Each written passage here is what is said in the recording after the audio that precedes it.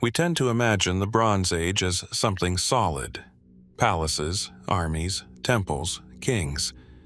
But the past rarely survives in the shape it once had. A civilization may endure as a wall, a weapon, a handful of graves, and a single decision whose meaning has vanished with the people who made it. Sometimes, the smallest discovery can unsettle the greatest certainty. Tonight, we are not here to chase myths, but to examine those moments when the evidence itself begins to resist explanation. The water at Must Farm moves quietly through the flat fenland of eastern England, passing reeds, silt, and layers of ground that conceal a world almost perfectly preserved by the wet earth. In the early 2000s, archaeologists working near the settlement uncovered something extraordinary: the remains of a Bronze Age community, including timber structures, pottery, textiles, tools, and objects that had survived for more than 3,000 years. But among these remarkable traces was something far more difficult to understand: human remains.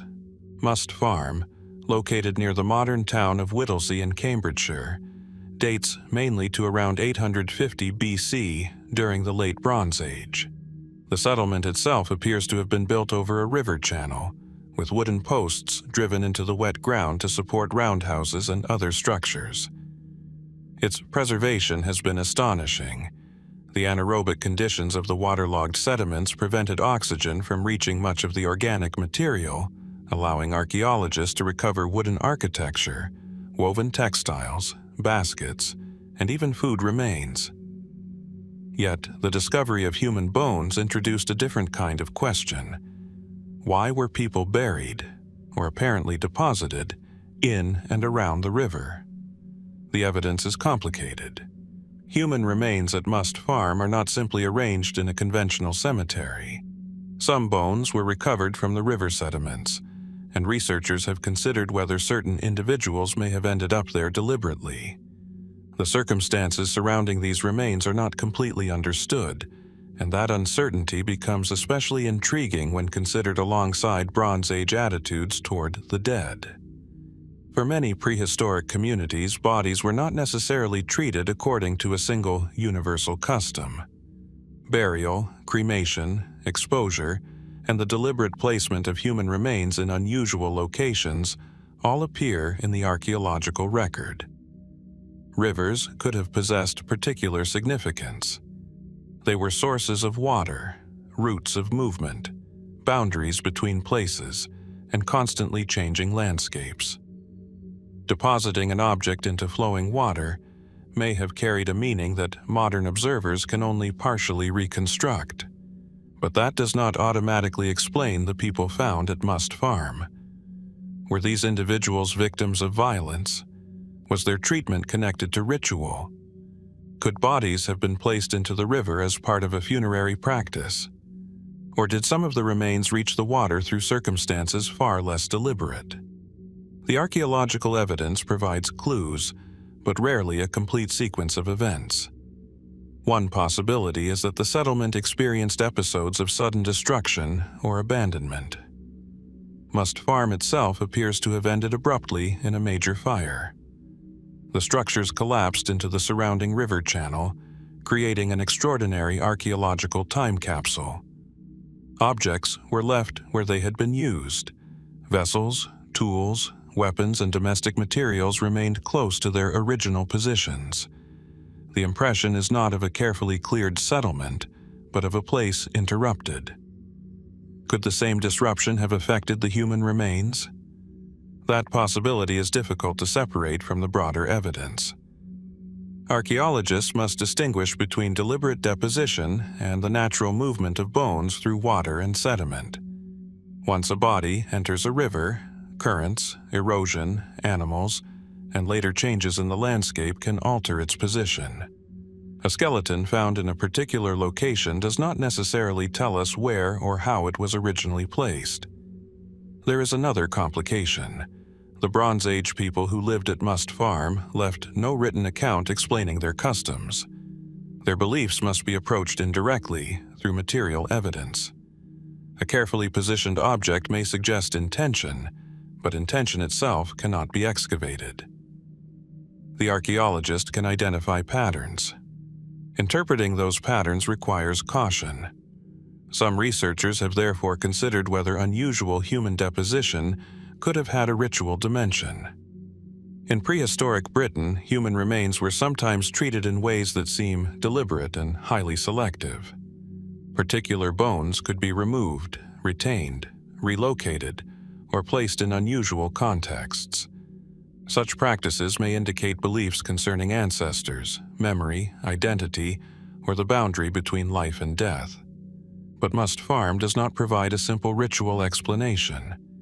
There is no single discovery that suddenly reveals what the community believed. Instead, there are fragments: a river, a burned settlement, preserved possessions, human bones, and the traces of people whose lives ended more than 30 centuries ago. And perhaps the most intriguing question is not simply why bodies entered the water, but what the river itself represented to the people who lived beside it. Was it a place of burial, a boundary, a passage, or something whose significance has disappeared completely? The water has preserved the physical evidence remarkably well. What it has not preserved is the thought behind it. And somewhere beneath the same layers of silt that protected these objects for millennia, there may still be evidence capable of changing how we understand what happened to the dead at Must Farm. The earth of southwestern Greece has a particular way of keeping its secrets. Near the ancient settlement of Pylos, olive trees rise above a landscape of low hills and pale stone, while beneath the soil lie the remains of a world that vanished long before the classical age gave Greece its familiar shape. Here, in 2015, archaeologists uncovered a grave unlike almost anything previously found on the Greek mainland. Inside lay the remains of a man who had been buried around 1450 BC, during a period when the Mycenaean world was beginning to emerge as a formidable cultural force. He was not identified by a name. No inscription tells us who he was. Yet the objects placed beside him were extraordinary. More than 3,000 artifacts, including weapons, jewelry, seals, vessels, and finely worked ornaments. Among them was an intricately carved agate seal, showing a warrior defeating an opponent in combat. That image would eventually give the unknown man his modern name, the Griffin warrior. The grave itself was remarkably rich, but its contents raise a problem more difficult than simply determining how wealthy the man was. What kind of person received such a burial? The burial predates the great Mycenaean palaces that would later dominate the region. Yet many objects inside the grave reveal connections extending far beyond Pylos. Gold, ivory, amber, gemstones, and other precious materials point toward a society involved in wide-ranging exchange networks. Some objects appear to have originated outside the immediate region, suggesting that the man, or the community surrounding him, had access to resources moving across the Aegean. His weapons offer another clue. He was buried with swords and other martial equipment, indicating that warfare or elite warrior identity may have been important to his status. But the grave also contained objects associated with personal adornment and ceremonial life. A bronze mirror lay among the offerings. There were gold rings, beads, pendants, and finely crafted seals. This combination complicates the simplest interpretation. Was he a warrior who happened to possess extraordinary wealth? A ruler? A member of an emerging royal family? A religious figure whose authority rested partly on ritual rather than military power? Or was the distinction between these roles far less rigid than we imagine? The Griffin warrior lived at a remarkable moment. The political landscape of the Aegean was changing, and communities on the Greek mainland were developing increasingly complex systems of power. The later Mycenaean palaces would become centers of administration, warfare, and redistribution, but the Griffin warrior's burial belongs to an earlier stage of that transformation. Perhaps this is what makes the grave so compelling. It captures a society before its hierarchy had fully settled into the form known from later archaeological evidence. And then there is the seal. Only a few centimeters long, it depicts a warrior wearing a kilt and striking down a larger opponent with a sword. The workmanship is astonishingly detailed. Muscles, clothing, weapons, and movement are rendered with a precision that seems almost miniature in scale, but monumental in ambition. The scene has sometimes been interpreted through the language of heroic combat, but we should be careful. It is tempting to see the image as a portrait of the man buried nearby, perhaps even a symbolic statement about his identity. Yet there is no proof that the warrior shown on the seal represents him. Could it instead depict a mythological episode? Was the image connected to a story known across the Aegean, one whose written version has disappeared? Or did it express a broader ideal of masculine power, victory, and elite identity? The problem is that the image appears centuries before the written literary traditions that would eventually preserve famous Greek heroic narratives. It occupies a cultural landscape that we can glimpse through objects, but cannot hear through surviving voices. Even the name Griffin Warrior is modern. It comes from a griffin motif discovered among the grave goods, not from any ancient inscription. The actual identity of the man remains unknown. Scientific analysis has provided additional information about his physical condition and origins, but it cannot recover his thoughts. We can reconstruct aspects of his material world with increasing precision. We can determine what he carried, what surrounded his burial, and perhaps where some of those objects came from. But the central question remains stubbornly human. Why was this particular man buried with such extraordinary wealth? Was the grave celebrating inherited power, personal achievement, sacred authority, or something else entirely? Some interpretations have pushed further, suggesting that the Griffin warrior may have played a foundational role in the development of later Mycenaean elite culture. Others see him more cautiously, as one exceptionally prominent individual whose burial happened to survive with unusual completeness. Both possibilities leave room for uncertainty. Perhaps the most revealing detail is not one of the spectacular gold objects, but the sheer variety gathered into a single grave. A warrior's weapons, a mirror, jewelry, seals, precious stones, and objects linked to distant cultures all became part of one final arrangement.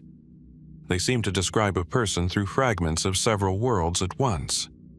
The grave tells us that he mattered. It does not tell us precisely why, and beneath the brilliance of the gold and carved stone remains the quietest mystery of all. Somewhere in the Aegean world nearly 35 centuries ago, a man lived a life important enough to receive an extraordinary burial, and history has preserved almost everything around him except his name.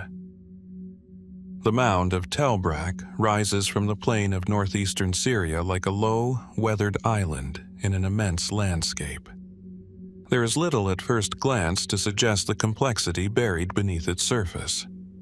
Yet, this ancient settlement was once one of the great urban centers of northern Mesopotamia, occupied for thousands of years and already flourishing long before the cities of later Mesopotamian history reached their familiar forms.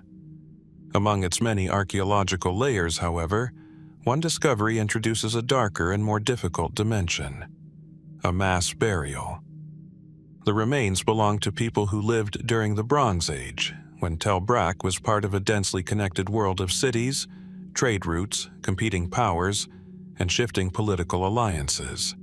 Archaeological work at the site has revealed evidence of warfare and episodes of disruption, but the presence of clustered human remains raises a more intimate question.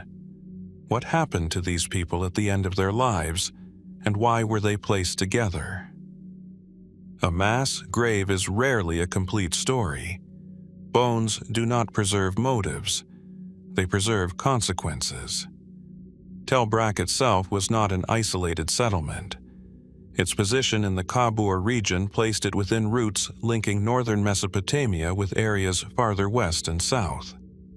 The city expanded dramatically during the 4th and 3rd millennia BC, developing monumental buildings, workshops, administrative spaces, and evidence of long-distance exchange. By the Bronze Age, it belonged to a landscape where prosperity and danger could exist almost side by side. That setting matters. A city with valuable resources, strategic connections, and a large population was also a city worth controlling. One interpretation of the mass burial is therefore straightforward. Violence. Warfare, raiding, or political upheaval could produce large numbers of casualties within a short period. If people died during a conflict, burying several individuals together would have been practical, especially under circumstances when normal funerary arrangements were impossible. But archaeology rarely rewards the simplest explanation for long. The arrangement of the remains matters. Their physical condition matters. The surrounding deposits matter. Even the position of individual bones can reveal whether bodies were placed into the ground soon after death or whether they had undergone some form of exposure or disturbance beforehand. And here, the evidence becomes less comfortable. Not every mass burial represents a massacre. Ancient communities sometimes gathered multiple individuals into communal graves for reasons connected with funerary customs, social identity, epidemic disease, or the practical reorganization of burial spaces.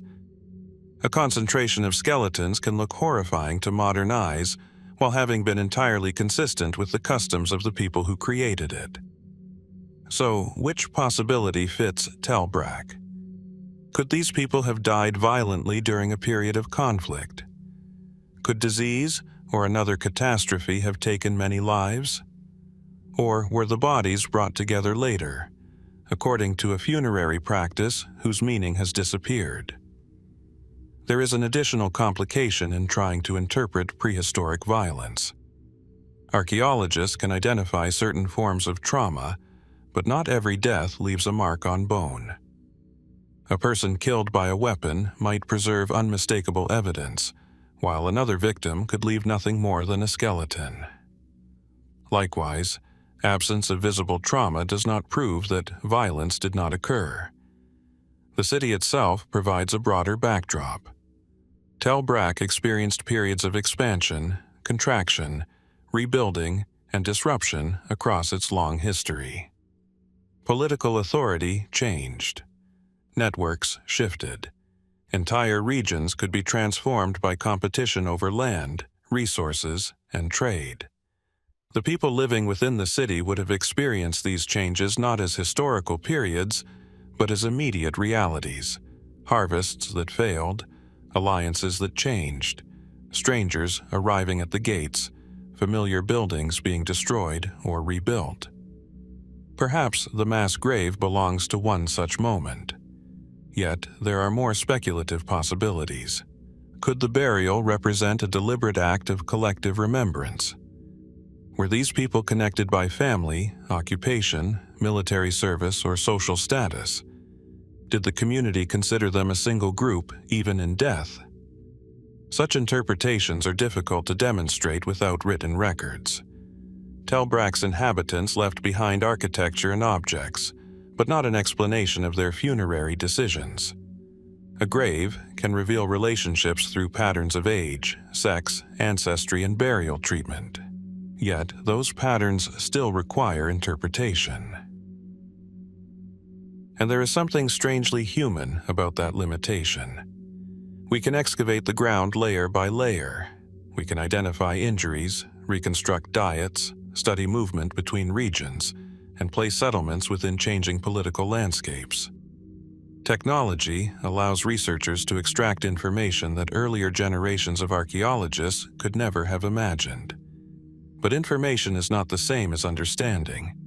The people in the grave knew why they were together. Perhaps they were victims remembered by their community. Perhaps they were casualties of an event that shook the city. Perhaps their burial had nothing to do with violence at all. The earth has preserved their bones, but not the circumstances that brought them there. And so, the grave remains suspended between several possibilities: catastrophe, conflict, ritual, necessity, or an event for which we do not yet possess the right category of explanation. Somewhere beneath the ancient mound, the missing details may still exist, not as a written confession, but as another fragment waiting to alter the story we think we understand. The stones of Hazor rise above the northern landscape in broken terraces, overlooking a route that once carried merchants, armies, and messengers between the great powers of the ancient Near East. At its height, Hazor was not merely a settlement.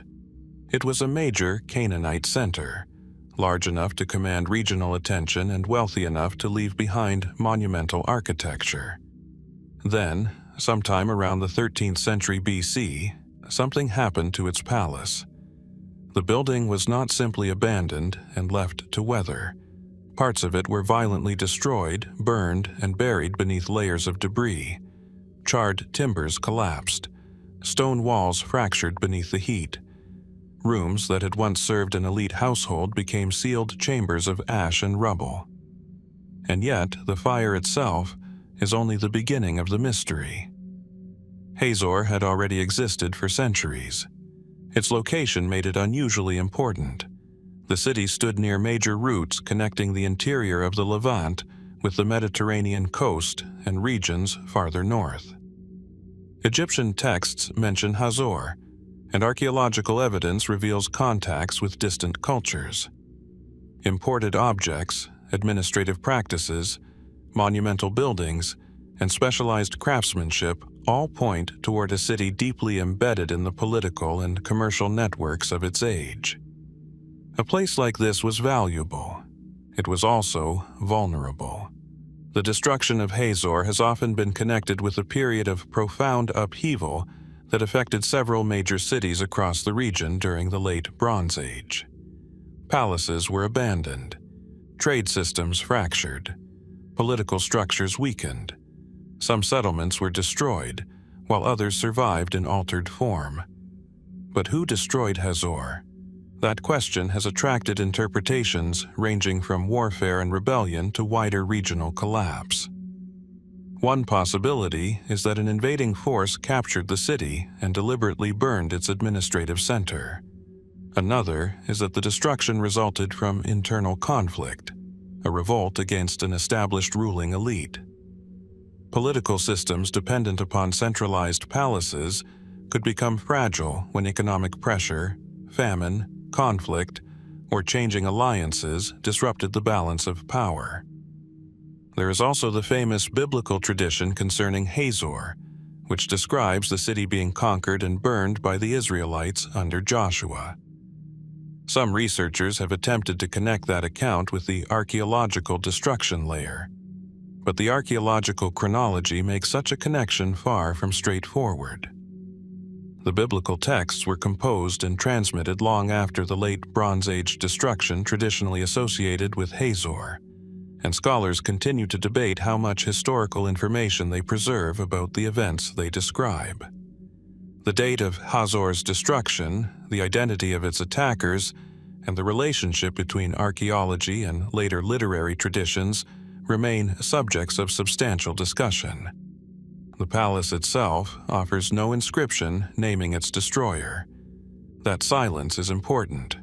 Archaeology can reveal that a building burned intensely.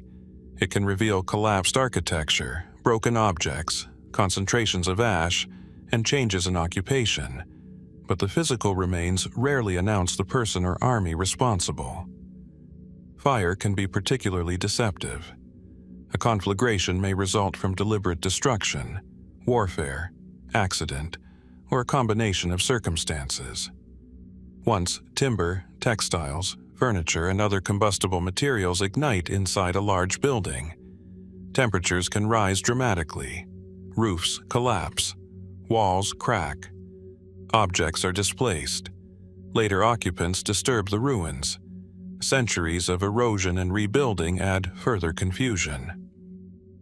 At Hazor, however, the destruction appears extensive enough to suggest a major historical rupture. The palace was never restored in the same form. That fact gives the ruins a peculiar quality. The final moments of the building are preserved not as a complete scene, but as a violent interruption. A room once designed for authority became a repository of destruction.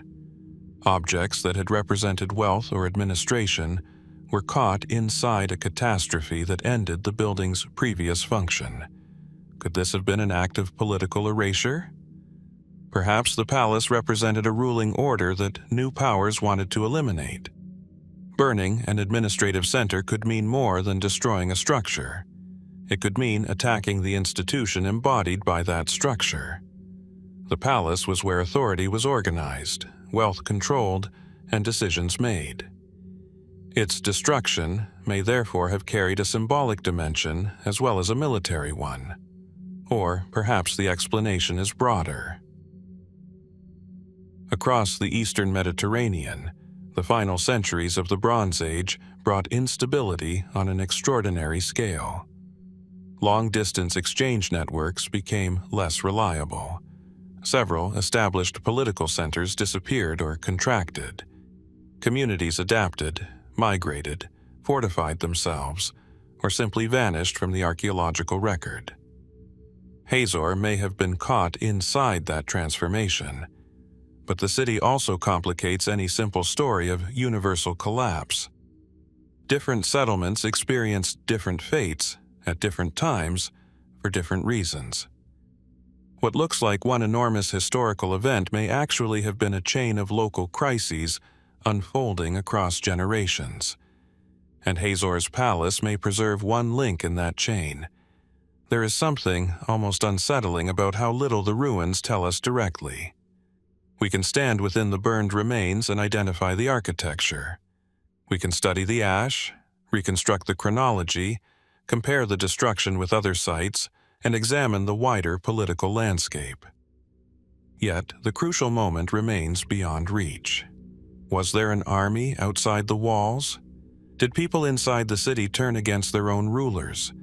Did a wider collapse make the palace impossible to sustain? Or did several pressures converge until the old order finally became combustible? The stones cannot answer. They only preserve the final condition in which they were left, blackened, fractured, and silent beneath the later layers of history. And perhaps that is what makes Hazor so compelling. Not that we know a catastrophe occurred, but that we can stand so close to its aftermath while the identity, motive, and final sequence of events remain just beyond the evidence. The hill above the western Peloponnese is quiet now. Olive trees, dry grass, and pale stone surround the remains of a palace that once belonged to the Mycenaean kingdom of Pylos. Yet, beneath that quiet landscape, archaeologists uncovered something remarkable. Hundreds of clay tablets, administrative records written in Linear B, preserved almost by accident because the palace itself had burned. That detail changes the way we see the destruction. The tablets were not carefully archived for future generations. They were temporary records, created by officials to keep track of livestock, offerings, personnel, land, and other matters of palace administration. Their survival depended on an unlikely sequence of events. They were written on unfired clay, then stored inside the palace. When the building was consumed by fire, the intense heat hardened the tablets. The disaster preserved what ordinary time would almost certainly have erased. And yet, it raises an unsettling question. If the palace was under threat, why were these records still there? The palace at Pylos, usually identified with the site of Anno Anglianos, flourished during the Late Bronze Age, particularly during the 13th century BC. Its administrative system was highly organized. Scribes recorded economic activity in a script that modern scholars can partially read, giving Pylos an unusually intimate documentary voice. But it is a strangely narrow voice. The tablets tell us what the palace counted. They rarely tell us what its people felt. They mention allocations, workers, offerings, animals, places, and names. They reveal a bureaucracy concerned with keeping track of a complex kingdom. Yet, the final circumstances of that bureaucracy are largely absent. The palace was destroyed around the end of the 13th century BC, probably around 1180 BC. The destruction appears to have been severe, and the administrative center was never restored in anything like its previous form. One interpretation is that the kingdom faced an approaching military threat. Some of the tablets contain references to defensive preparations, including personnel associated with coastal observation or watch duties. These records have encouraged the idea that Pylos may have been expecting an attack. But here, the evidence becomes tantalizing rather than conclusive. Were the scribes recording routine administration during an ordinary period of heightened vigilance? Or were they documenting preparations for an approaching enemy? The distinction matters. If the palace knew an attack was coming, why was there no systematic evacuation of the archives? Perhaps there was simply no time. The tablets may have been written only shortly before the destruction. Some appear to belong to a narrow administrative period, suggesting that they were not permanent records accumulated over generations. The palace bureaucracy may have been operating almost until the final catastrophe. Imagine the scene without embellishment. Scribes moving through rooms filled with clay documents, officials organizing supplies, guards watching distant routes, ordinary tasks continuing because administration does not necessarily stop merely because danger is approaching. Then fire. Was it caused by an attacking force, an internal uprising, a political struggle, or some wider crisis that brought several pressures together? The archaeological evidence cannot identify the perpetrators with certainty. There is also an intriguing possibility that the destruction was not entirely unexpected, but unexpected enough to defeat any attempt at organized removal. People may have fled quickly, leaving behind objects that would normally have been moved or destroyed. The tablets survived precisely because nobody had time to save them. Yet, there is a paradox here. If the records were important, why abandon them? Perhaps because they were never considered important in the way we understand archives today. The tablets were working documents. Their information may have been useful only for a limited administrative period. Once the accounts had been processed, the clay itself had little value. The fire transformed disposable paperwork into historical evidence. That accidental preservation allows us to glimpse something almost impossible to recover elsewhere: the machinery of a Mycenaean palace at the moment just before its disappearance. And still, the tablets refuse to tell us the whole story. They do not describe the final day. There is no surviving message from a frightened scribe, no record identifying an approaching enemy, no final statement from the ruler of Pylos. What remains is bureaucratic residue: numbers, names, inventories, allocations, frozen by an event the writers never intended to document. Some interpretations have connected the destruction of Pylos with the wider upheavals that transformed the eastern Mediterranean at the end of the Bronze Age. Palatial centers across the region suffered destruction or abandonment, while established political and economic networks began to fracture. But the phrase Bronze Age collapse can conceal as much as it reveals. There was no single documented moment when the entire world suddenly ended. Different communities experienced disruption at different times, for different reasons.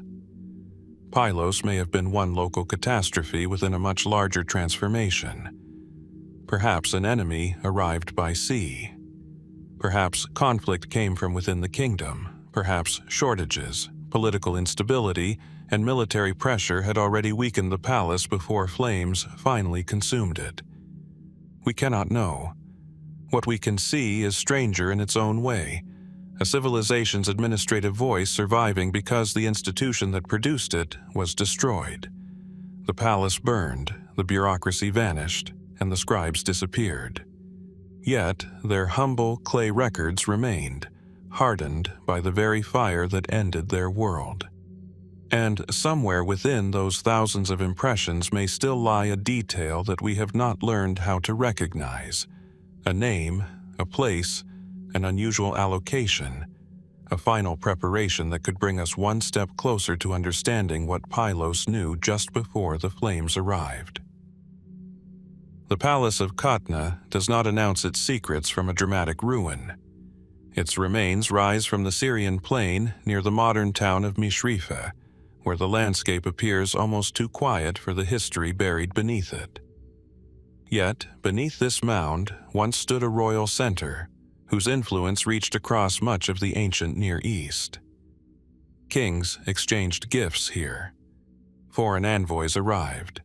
Goods crossed its territory. Beneath the palace, even the dead were given an extraordinary subterranean chamber. Then the palace burned. Qatna had flourished for centuries, particularly during the second millennium BC, occupying a strategic position between the great centers of Mesopotamia, the Levant, and the Mediterranean world. Its rulers were not provincial figures. Cuneiform documents and diplomatic correspondence reveal a kingdom engaged with powerful neighbors, while archaeological discoveries point to wealth, craftsmanship, and long-distance connections. The palace itself was enormous. Its rooms once held administrative activities, ceremonial gatherings, storage, and the ordinary machinery of royal life. Yet, beneath this impressive complex was something even more remarkable: a monumental royal tomb carved into the bedrock. The burial complex contained human remains and objects associated with the royal household. Its existence suggests that Qatna's rulers cultivated a relationship with their ancestors that was more than ceremonial. The dead were physically present beneath the palace, close to the political center of the living. That detail becomes strangely significant when the destruction is considered. Around the later part of the Bronze Age, Qatna suffered a violent destruction. Archaeological evidence indicates widespread burning and collapse, after which the palace ceased to function as it once had. The exact circumstances remain uncertain. Who brought the city down? The most conventional explanation places Qatna within the turbulent political struggles of the ancient Near East. During the 14th and 13th centuries BC, major powers competed for influence across Syria and the surrounding regions. Alliances shifted quickly. Smaller kingdoms could become valuable allies, strategic obstacles, or targets. Qatna's position made neutrality difficult. An attacking army could have regarded the palace not merely as a residence, but as the physical heart of an enemy's authority. Burning it would have destroyed administrative spaces, possessions, symbols of kingship, and perhaps the political identity of the kingdom itself. But which army? That is where the evidence becomes frustratingly quiet. There are historical records describing conflicts in the region, and Qatna appears in the diplomatic world of the time. Yet, connecting a particular historical campaign to the final destruction of the palace is not always possible. A destruction layer can tell us that a building burned. It does not necessarily preserve the name of the people carrying the torches. Could the attackers have come from one of the larger regional powers? Some interpretations have considered the possibility of Hittite involvement, particularly given the changing political balance in Syria during the late Bronze Age. Other possibilities include local rivals or broader military upheavals. None can be demonstrated with absolute certainty. And there is another possibility worth considering. Perhaps Qatna's destruction was not caused by a single dramatic invasion at all. A kingdom can become vulnerable long before its walls fall. Trade routes may shift. Political alliances may collapse. Agricultural pressures may weaken a population. A ruler may lose control of distant territories. A palace can remain physically impressive while the political system supporting it becomes increasingly fragile. By the time flames reach the royal rooms, the real collapse may already have begun. The archaeological record, however, cannot easily distinguish between these processes. Fire leaves a powerful signature, but not necessarily a complete narrative. The palace's destruction also raises questions about what happened to the royal tomb beneath it.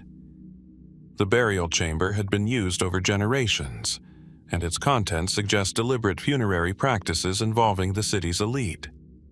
Yet, the destruction of the palace occurred within a much larger transformation of Qatna's political world. Was the tomb disturbed during the catastrophe?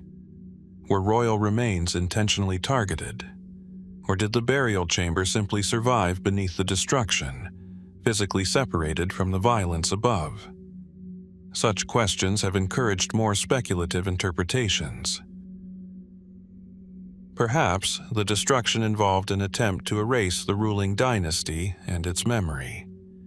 In ancient societies, defeating a king did not always mean simply killing him.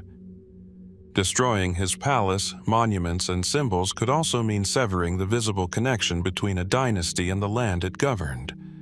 But this remains an interpretation, not a proven motive. What we can establish is more restrained, and perhaps more fascinating. Qatna belonged to an interconnected Bronze Age world. Its rulers depended upon diplomacy, trade, military strength, and inherited legitimacy. The palace embodied all four. When that system failed, the building became a casualty of forces larger than its walls, and yet the ruins refuse to give us a single culprit. There is no surviving scene of the final attack. No eyewitness account describes the last hours of the palace. No royal inscription announces who defeated Qatna and why. Instead, there is ash, collapsed architecture, broken objects, and the remains of a kingdom whose political voice eventually fell silent. Perhaps the most haunting possibility is that the palace did not disappear because one enemy suddenly arrived at its gates, but because a complicated world had already begun coming apart around it. If so, the flames were not the beginning of Qatna's end. They were merely the moment when an invisible decline became visible. And beneath those ruins, the royal tomb remains, quietly preserving another layer of the story, waiting for evidence capable of telling us whether Qatna's final catastrophe was an act of conquest, the culmination of political decay, or an event whose true shape has yet to emerge from the earth.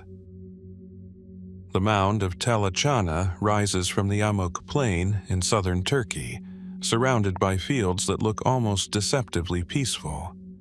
Yet, beneath this low hill lie the remains of Alalakh, a city that once stood at the crossroads of the ancient Near East. Its palaces received foreign envoys, its scribes recorded agreements on clay, and its rulers negotiated with powers whose names still echo through Bronze Age history. Then, sometime near the end of the late Bronze Age, Alalakh ceased to be what it had been. There is no surviving account of its final hours. That absence becomes more striking when we consider how thoroughly the city documented its own existence. Archaeologists have recovered tablets describing treaties, land, taxation, marriages, disputes, and royal obligations. These records reveal a society accustomed to putting power into words. Yet, when the city's political life finally fractured, the explanation becomes much harder to recover. Alalakh had already endured several transformations before its final decline. Its rulers were connected to the powerful kingdom of Yamhad, and later the city came under the influence of the Mitanni sphere before becoming associated with the expanding Hittite realm. Such changes were not merely changes of name. They meant new loyalties, new diplomatic expectations, and new pressures upon a city positioned between competing powers. Alalakh was valuable precisely because of where it stood. The Amuk Plain provided agricultural wealth, while routes through the surrounding landscape connected inland Syria with Anatolia and the Mediterranean coast. Whoever controlled Alalakh possessed more than a settlement. They held a piece of the network through which people, metals, animals, textiles, information, and political influence moved. That made the city useful. It also made it exposed. Archaeological evidence indicates that Alalakh was destroyed around the 12th century BC, although the precise dating and circumstances remain debated.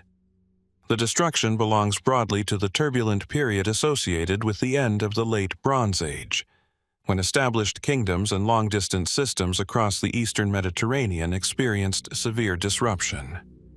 The obvious temptation is to imagine an invading army. Perhaps soldiers entered the city, defeated its defenders, burned important buildings, and brought the local dynasty to an end. Warfare certainly formed part of the political landscape. The Hittite world was under pressure. Regional powers were competing for territory and established alliances were becoming unstable. But there is a problem. A burned city does not identify its destroyer. Fire can accompany conquest, rebellion, accidental catastrophe, or deliberate destruction during political upheaval. Even extensive destruction cannot automatically tell us whether an external army or an internal conflict was responsible. So, who stood outside Alalakh's walls? One possibility is that the city was caught in the wider military movement surrounding the collapse of late Bronze Age political systems. Another is that its destruction resulted from local unrest during a period when central authority was weakening. A third possibility is that the city suffered from several pressures simultaneously, making the final fire less an isolated event than the visible end of a longer decline. The surviving tablets offer tantalizing fragments, but no final confession.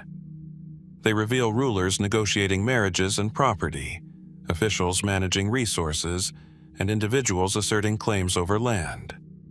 Such documents make Alalakh unusually personal for an archaeological site. Behind the formal language are ordinary human concerns: inheritance, debt, status, loyalty, family. Then the documents stop. That silence has sometimes encouraged broader theories about the mysterious peoples who appear across Eastern Mediterranean records during the final centuries of the Bronze Age. The so-called Sea Peoples are often placed at the center of discussions about this period, particularly because Egyptian inscriptions describe maritime groups involved in warfare and migration. Could Alalakh have been one of their victims? It is possible to imagine such a scenario, but there is no decisive evidence linking the city's destruction to a particular Sea Peoples group. The broader collapse was far more complicated than a single invasion, and different settlements experienced destruction at different moments. Another interpretation looks inward. What if Alalakh's political structure had already become unstable? A kingdom dependent upon trade and regional alliances could deteriorate quickly when those networks failed. A palace might lose its authority before its walls physically fell. Economic disruption could produce political conflict. Political conflict could produce violence. Violence could then become the final cause of destruction. In that sense, the fire may have been the final symptom rather than the original disease. Yet there is something particularly striking about Alalakh's ending. The city had survived earlier political transformations. It had adapted to new rulers and shifting spheres of influence. Its inhabitants had experienced the ancient Near East not as a static world, but as a landscape of changing powers. Why did adaptation finally fail? Was the final destruction caused by an enemy that arrived from beyond the horizon? Did people within the city turn against the political order that governed them? Or had the wider network supporting Alalakh become so fragile that one final crisis was enough to bring everything down? We can examine the ash. We can reconstruct the architecture. We can read the surviving tablets and follow the names of rulers who lived generations before the final catastrophe. But the people who witnessed the last day left no explanation of it. Perhaps somewhere beneath the later layers, another tablet still waits. One overlooked fragment capable of naming an enemy, describing a rebellion, or revealing preparations for a catastrophe already approaching. Until such evidence appears, Alalakh remains suspended between history and inference. A city whose inhabitants carefully recorded the affairs of their world, yet somehow failed to leave us the one record we most want to read, the account of how that world finally ended. The modern city of Thebes rises over a place where the ground itself seems crowded with memory. Beneath streets, houses, and later monuments lie traces of a much older city, a Mycenaean center known in the Bronze Age as Thebes, or Thebes of Boeotia, a place whose name appears in the Linear B tablets of the period. It was not a peripheral settlement. It belonged to the same palace-centered world that shaped Pylos, Mycenae, and other powerful centers of late Bronze Age Greece. Then that world began to fracture. The destruction of Mycenaean Thebes is particularly difficult to reconstruct because the archaeological remains do not preserve a single, perfectly sealed final moment. Instead, evidence points toward disruption and destruction around the end of the 13th century BC, within the wider period when several Mycenaean palatial centers experienced profound upheaval. What happened at Thebes? The city had been an important administrative and economic center. Linear B tablets found there record aspects of palace organization: people, goods, obligations, and resources. Such records reveal a bureaucracy capable of managing a complex society. The palace was not simply a residence for a ruler. It was part of a system that connected agriculture, craft production, redistribution, and political authority. Yet, the system was not invulnerable. By the later 13th century BC, signs of anxiety appear across the Mycenaean world. Fortifications were strengthened at some sites. Defensive works were expanded. Storage and water supplies received greater attention. These preparations suggest that communities were aware of genuine dangers, although they do not tell us exactly what those dangers were. Thebes offers no simple answer. Archaeological evidence indicates that parts of the settlement suffered destruction, while the political order associated with the palace was eventually dismantled. But identifying the agent responsible is another matter entirely. Was Thebes attacked by an external force? A military assault is certainly plausible. Rival kingdoms competed for territory and resources, and Thebes occupied a strategic position in central Greece. An attacking force could have sought to break the city's political power by targeting its administrative center. But no surviving inscription names the enemy, and unlike a battlefield preserved in a single instant, an ancient city can be destroyed through a sequence of events. A fire may follow fighting. Buildings can collapse, be abandoned, partially reused, and later burned again. Valuable objects may disappear before the final destruction, while less portable materials remain behind. The archaeological record is therefore more like a damaged memory than a photograph. There is also the larger question of the late Bronze Age collapse.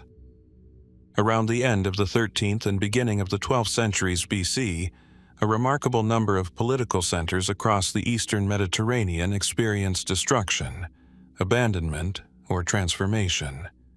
Mycenaean palaces disappeared. Hittite power contracted dramatically. Trade networks were disrupted. Egypt faced repeated threats from groups recorded in its inscriptions.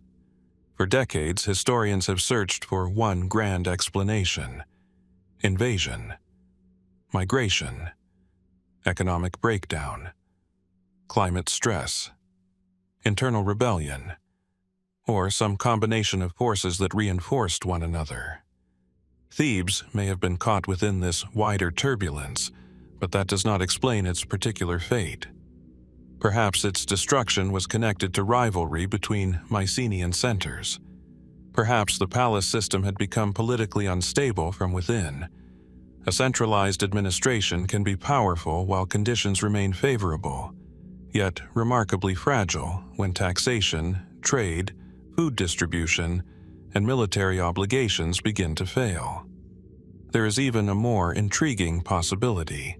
The destruction may have occurred during a period when Thebes was already losing its political importance. In such a scenario, the burning of buildings would represent not the sudden death of a flourishing kingdom, but the violent final stage of a decline that had begun earlier. Yet, the evidence resists such certainty. Thebes did not disappear from history. The settlement continued in altered forms, and the later city became one of the most famous centers of ancient Greece. But the palace society of the late Bronze Age did not survive intact. That distinction matters. A city can continue while the civilization that once gave it meaning disappears. Imagine the people who lived through those final years. They would not have known that historians thousands of years later would call their era a collapse. They would have experienced smaller realities, grain becoming harder to obtain, political loyalties shifting, travelers bringing disturbing news, familiar officials losing authority, families deciding whether to remain. Perhaps the final destruction was sudden. Perhaps it was preceded by months or years of uncertainty. Perhaps the people who left Thebes believed they would return. The ruins cannot tell us which. And then there is the question of fire. Was it an enemy's weapon, an act of rebellion, an accident amid disorder, or something deliberately carried out after the palace had already lost its authority? Fire can erase evidence as efficiently as it preserves it. It consumes wood, destroys documents, changes the appearance of objects, and transforms architecture into rubble. The very event that buried the city's final chapter may have also destroyed the explanation. What remains are fragments of an administrative world that once seemed permanent. Tablets, architectural remains, ceramics, storage facilities, and traces of a society sophisticated enough to record its affairs in writing. Then the records fall silent. The later history of Thebes is abundant. Its Bronze Age ending is not. Perhaps future excavations will reveal another layer beneath the modern city, another building untouched by later disturbance, or another fragment of writing capable of narrowing the possibilities. Until then, the destruction of Mycenaean Thebes remains less a solved catastrophe than a partially erased event, one whose flames mark the end of a political world, while leaving us to wonder whether the decisive moment was an invasion, an uprising, a systemic failure, or something that the surviving evidence has not yet taught us how to name. The fields around Dendra in the Argolid appear almost indifferent to the past. Olive trees, dry earth, and low hills occupy a landscape once divided among Mycenaean communities where wealth, warfare, and ritual were woven tightly into the lives of Bronze Age elites. Yet, beneath one modest rise near the ancient settlement, archaeologists uncovered something extraordinary. A group of richly furnished graves belonging to people who lived roughly 3,500 years ago. Among the objects were weapons, ornaments, pottery, and the remains of individuals whose burials suggest considerable status. Then came the armor. The discovery of the famous Dendra panoply revealed something almost startling in its completeness. Dating to around the 15th century BC, the armor consists of large bronze plates designed to protect the torso, shoulders, neck, and limbs. Together with the helmet and other equipment, it forms one of the earliest known examples of such extensive body protection in Europe. It looks less like ceremonial decoration than a metal shell built for survival. But who actually wore it? That question is more difficult than it first appears.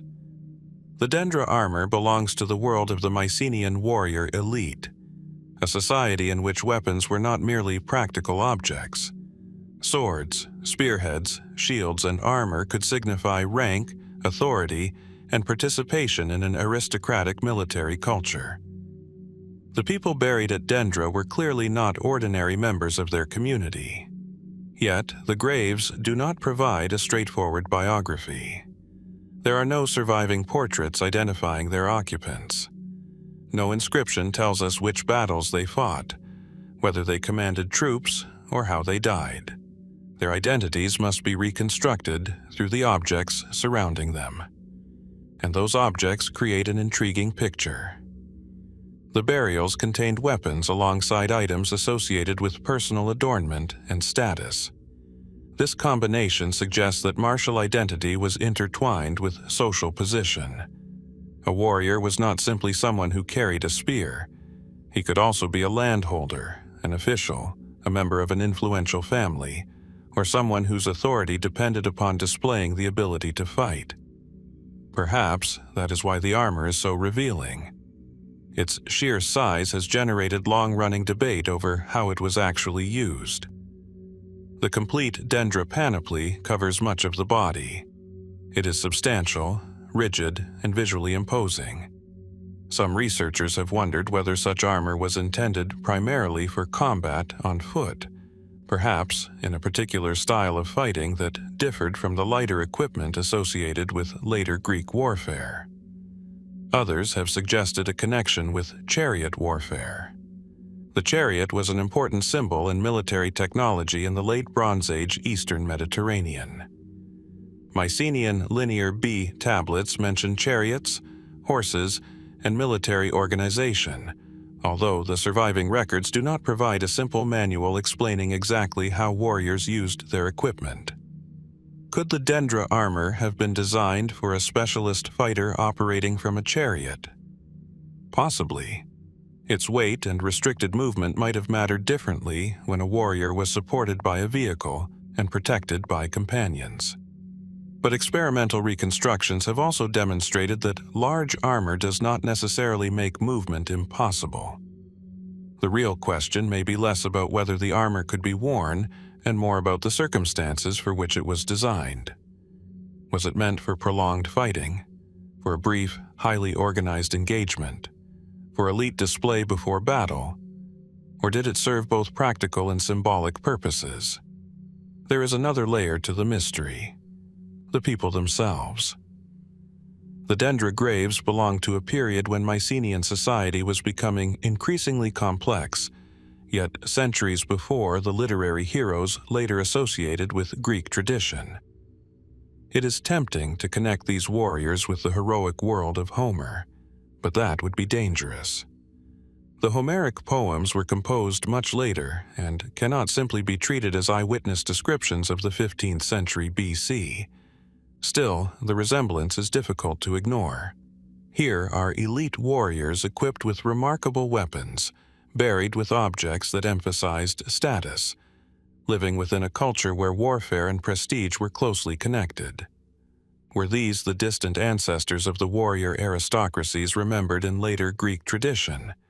Perhaps in a broad cultural sense. But archaeology does not allow us to attach heroic names to anonymous graves. The more unusual possibility is that the armor's purpose has been misunderstood. Could the panoply have been ceremonial rather than primarily functional? Its elaborate construction may have communicated authority as powerfully as it protected the body. In societies where political legitimacy and military strength were inseparable, the ability to possess such equipment could itself have been a declaration. The distinction between weapon and symbol may therefore be artificial. A bronze cuirass could stop a spear and simultaneously announce who had the right to stand at the front of a community. What happened to the people buried at Dendra remains equally elusive. Their graves tell us that they mattered, but not precisely why. Were they commanders? Warriors from an elite lineage? Members of a royal household? Individuals honored after exceptional service? Perhaps several interpretations overlap. The most revealing discovery may not be the armor itself, but the society capable of producing it. Creating such elaborate bronze equipment required skilled metalworkers, access to copper and tin, organized labor, and a political structure capable of directing resources toward a small number of privileged individuals. Behind every bronze plate stands an entire network of people who mined, traded, smelted, shaped, repaired, carried, and ultimately buried it. The warrior may have worn the armor, but the civilization made it possible, and that leaves Dendra with a final uncertainty. We can reconstruct the shape of the armor almost perfectly. We can study its metallurgy, compare it with other Mycenaean weapons, and imagine how it might have moved across a battlefield. What we cannot reconstruct is the person inside it. Somewhere between the bronze plates and the bones was an individual with a name, a family, ambitions, fears, and a place within a world that no longer exists. The grave preserved the equipment of power, but not the voice of the person who once carried it. Perhaps that is why the Dendra warriors remain so compelling. The armor has survived almost as a portrait, yet the face behind it is still missing. High above southeastern Sicily, the limestone cliffs of Pantalica break suddenly into deep ravines, their pale walls riddled with thousands of dark openings. From a distance, they resemble windows scattered across the rock. Up close, they reveal something far more deliberate. Chambers carved into the cliffs, each one cut by human hands more than 3,000 years ago. Pantalica is not a conventional city. There are no grand avenues, no monumental palace standing intact above the valley, no royal inscription explaining who ruled here. Instead, the landscape is dominated by an extraordinary necropolis containing thousands of rock-cut tombs, most dating between roughly the 13th and 8th centuries BC. The sheer number is difficult to absorb. Imagine generations of people returning to the same cliffs, cutting chambers into stone, placing their dead inside, and then disappearing into the surrounding landscape. Who were they? Why did this particular place become their center?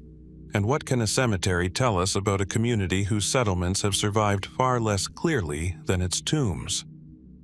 Pantalica belongs to a period of profound change in Sicily. During the later Bronze Age, communities across the island developed increasingly distinctive local traditions while maintaining contacts with other parts of the Mediterranean. Sicily was never an isolated world. Objects, technologies, and cultural influences moved across the sea, sometimes over astonishing distances. At Pantalica, however, the landscape itself seems to have mattered as much as those wider connections. The settlement occupied a naturally defensible plateau surrounded by steep ravines. Watercourses cut through the limestone, creating a landscape that could offer both protection and access to resources. Such a position would have been useful during uncertain times, particularly for a community whose survival depended upon controlling movement through the surrounding territory. But defensive geography does not explain the tombs. Thousands of them were cut directly into the cliffs, creating one of the most remarkable prehistoric funerary landscapes in Europe. Most are relatively modest chambers rather than monumental royal tombs. Their repetition is what makes them extraordinary. A single tomb tells us little. Thousands create a pattern. They suggest a society with enduring traditions, enough labor to repeatedly modify the cliffs, and a strong connection between the living community and this particular landscape. The dead were not hidden in distant fields. They were placed visibly within the walls of the ravines, surrounding the world of the living. What did that mean? Perhaps the cliffs represented a sacred boundary. Perhaps the tombs marked ancestral possession of the territory. Perhaps generations returned to the same place because the landscape itself had become part of their collective identity. There are more practical interpretations. The limestone was relatively suitable for cutting, and the ravines offered natural protection. A tomb carved into rock was durable and less vulnerable to disturbance than a shallow grave. Yet practicality rarely explains everything in prehistoric funerary archaeology. The dead were not simply disposed of. They were placed within a landscape chosen and reshaped by human hands. The people associated with Pantalica are often linked archaeologically with the so-called Pantalica culture, but that label can create an illusion of certainty. It describes a recognizable archaeological tradition, not a name the inhabitants used for themselves. We do not know what they called their community, what language they spoke, or how they understood their own place within the Mediterranean. Their identity must be reconstructed from fragments. Pottery provides clues. Settlement patterns provide others. Burial customs reveal social practices. Imported objects can indicate contact with distant communities. Yet, none of these sources gives us a complete portrait. The mystery deepens when Pantalica's later history is considered. The site remained significant into the early Iron Age, while Greek settlements began appearing elsewhere in Sicily. Pantalica's inhabitants existed on the threshold between different cultural worlds, and the changes taking place across the island eventually altered the balance of power. Some interpretations have imagined Pantalica as a refuge community, perhaps strengthened during periods of conflict or instability. Others emphasize its role as a regional center whose importance grew through control of the surrounding landscape. There are even more speculative possibilities. Could the extraordinary concentration of tombs indicate a society organized around powerful ancestral traditions? Did particular families possess sections of the cliffs, creating a visible map of social relationships? Were some tombs reused over generations, linking the living with increasingly distant ancestors?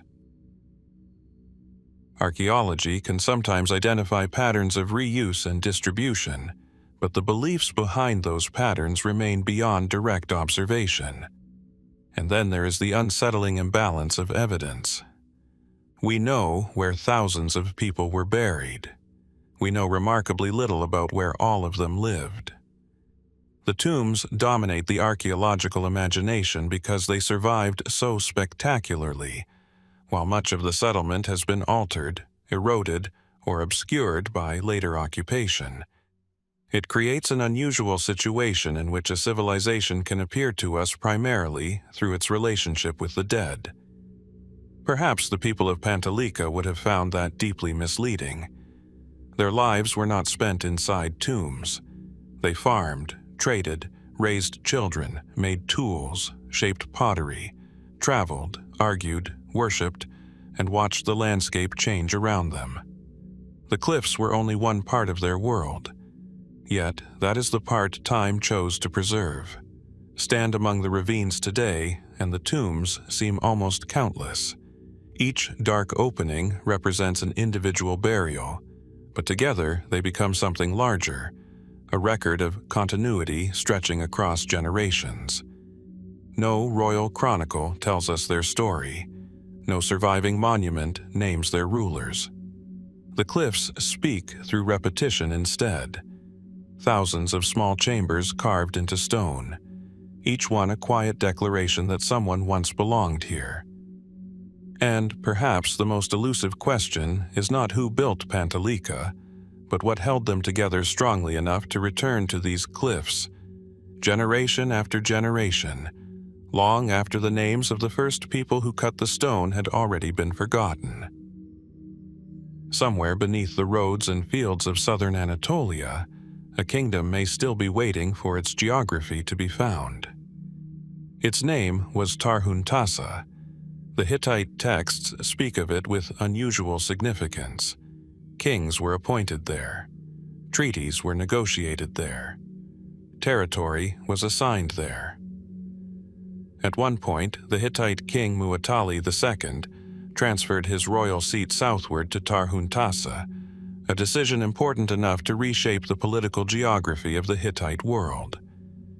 Yet, when archaeologists try to place that kingdom on a modern map, the certainty begins to dissolve. We know the name. We know it mattered. We do not know precisely where its capital stood. That is an extraordinary problem for a kingdom whose rulers left such a substantial written record. Tarhuntassa appears in Hittite documents during the Late Bronze Age, particularly in the 13th century BC. The kingdom occupied a region somewhere in southern Anatolia, but the ancient descriptions do not translate neatly into modern geography. Mountains, rivers, borders, neighboring territories, and routes are mentioned, yet several possible landscapes remain compatible with the evidence. For decades, scholars placed Tarhuntassa in different parts of the Konya Plain and the Taurus region. One prominent possibility has been the area around Turkmen Karahöyük, a large archaeological mound in south-central Turkey. Discoveries there have attracted attention because an inscription associated with the site mentions a powerful ruler and territories connected with a political entity that may relate to Tarhuntassa. But even here, caution is necessary. A promising inscription is not the same thing as a complete map. The Hittite Empire was enormous by Bronze Age standards, stretching across much of Anatolia and maintaining influence deep into the Levant. Its political geography was not static. Borders shifted. Vassal kingdoms changed allegiance. Royal residences could move. A place could be politically important without remaining the permanent center of power. Tarhuntassa may therefore have been more than one thing at different moments. Its importance becomes especially striking during the reign of Muwatalli II. Around the early 13th century BC, he moved the royal seat away from Hattusa and established it at Tarhuntassa. The reasons remain debated. Was the move strategic, religious, military, personal? Was the southern location better suited to confronting enemies and controlling the empire's western and southern territories? We cannot say with confidence, but the decision itself tells us something. Tarhuntassa was not an insignificant provincial settlement. It was important enough to become the center of Hittite royal power during a critical period. And yet, unlike Hattusa, whose monumental ruins make its location unmistakable, Tarhuntassa has resisted such certainty. The paradox is almost elegant. The Hittites knew where Tarhuntassa was. We do not. Perhaps the difficulty lies partly in the nature of Bronze Age geography. Ancient states did not necessarily think in terms of fixed national borders drawn across landscapes. A territory could be defined through obligations, roads, fortresses, rivers, tribute, and allegiance. A kingdom's location was therefore not always a single point on a map. The capital might have been one place. The kingdom itself could encompass another. This distinction has become central to the search. Some researchers have associated Tarhuntassa with the southern Anatolian region around the Konya Plain. Others have proposed locations closer to the Mediterranean-facing slopes of the Taurus Mountains. The evidence is fragmented, and every candidate must fit a complicated collection of textual and archaeological clues. Then there is the question of why Muwatalli moved the court. One possibility is military necessity. Southern Anatolia offered access toward regions where the Hittites faced strategic challenges. Another interpretation emphasizes the relationship between Tarhuntassa and the wider political landscape of the empire. Perhaps the move was intended to strengthen control over territories that had become increasingly important. There are also religious dimensions worth considering. The name Tarhuntassa itself is connected to the storm god Tarhun, one of the major divine figures of the Hittite world. The kingdom may have possessed a distinct religious identity or political traditions that made it particularly significant to the royal house. Later, Hittite history makes the mystery even more intriguing. After Muwatalli II, Tarhuntassa remained politically important and appears in treaties and royal correspondence. The kingdom eventually became associated with tensions within the Hittite imperial system. Its ruler, Hartapu, appears in later inscriptions claiming significant victories and titles, suggesting that the region retained considerable political ambition. Some of these inscriptions have reopened the search for Tarhuntassa. If Hartapu's realm can be securely located, Perhaps the geography of Tarhuntassa can finally be reconstructed. But inscriptions can be frustratingly economical. A ruler may announce his victories without explaining precisely where every place lies relative to the modern landscape.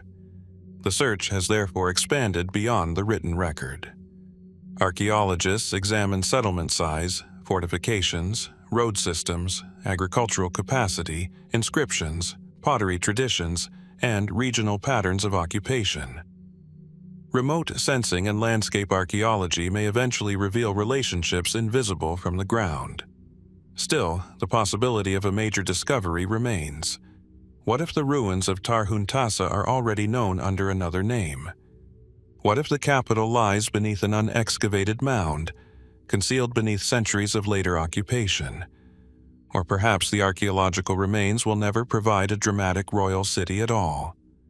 The political center may have been rebuilt, dismantled, or absorbed so thoroughly by later communities that only scattered traces remain. There is something fitting about that uncertainty. The Hittite kings treated Tarhuntassa as a place of consequence. They moved royal authority there, negotiated over it, defended its political status, and eventually watched its relationship with the empire become increasingly complicated. Then, history loses its grip. The name survives in clay and stone. The kingdom survives in fragments of royal memory, but the landscape that once made Tarhuntassa real has yet to give up its final answer. Perhaps the next inscription will reveal the missing road. Perhaps another excavation will expose the palace beneath layers of later settlement. Or perhaps Tarhuntassa will remain one of those rare ancient kingdoms whose existence is certain while its physical heart continues to elude us, an entire chapter of Bronze Age history waiting somewhere beneath a landscape we may already have walked across without recognizing it. The Euphrates once curved past Emar like a broad, slow-moving boundary between worlds. On a rise above the river, people built houses, shrines, workshops, and administrative buildings, shaping a city that lived by the rhythms of trade, agriculture, ritual, and water. Today, the ancient settlement lies largely beneath the quiet landscape of western Syria. Its streets are gone. Its inhabitants are silent. Yet, thousands of clay tablets have preserved something remarkably intimate. Fragments of ordinary lives from a city that eventually ceased to exist. Emar was not a forgotten village. During the late Bronze Age, particularly in the 13th century BC, it occupied a strategically important position along the Euphrates. The city belonged to a political world influenced by the Hittite Empire, while its culture remained deeply connected with the traditions of Syria and northern Mesopotamia. Merchants, priests, officials, farmers, and scribes all left traces of their activities. The tablets are especially revealing. They record marriages, property transfers, debts, inheritances, legal agreements, religious ceremonies, and disputes between individuals. Unlike royal monuments designed to glorify rulers, these documents often concern matters that feel almost startlingly familiar. People worried about land. Families negotiated marriages. Individuals argued over property. Priests performed rituals. For a moment, the Bronze Age becomes less distant. Then the documents stop. Emar was destroyed and abandoned around the beginning of the 12th century BC, during the wider upheaval that transformed much of the eastern Mediterranean. The city was not simply modified or absorbed into a new political arrangement. Its late Bronze Age community disappeared, and the settlement was not immediately rebuilt on the same scale. What happened? One explanation places Emar within the collapse of the late Bronze Age political system. The city depended upon a network of regional powers and trade routes, and its position on the Euphrates made it valuable precisely because those networks passed through it. When larger political structures weakened, Emar may have become increasingly exposed. The Hittite Empire itself was under severe pressure during this period. Its influence across northern Syria contracted, while other centers experienced destruction or abandonment. If Emar's political protection depended upon Hittite authority, the disappearance of that protection could have left the city vulnerable. But vulnerability is not the same as destruction. Who actually ended Emar? Archaeological evidence points toward a violent termination, yet identifying the people responsible is much harder. Was the city attacked by an external force? Did regional instability trigger conflict within the community? Did the settlement fall victim to a larger wave of warfare and migration? The famous references to the Sea Peoples inevitably enter discussions of this period. Egyptian inscriptions describe groups arriving by land and sea and fighting major powers during the final stages of the Bronze Age. It is tempting to place every destroyed settlement of the era into the same narrative, but that would be too simple.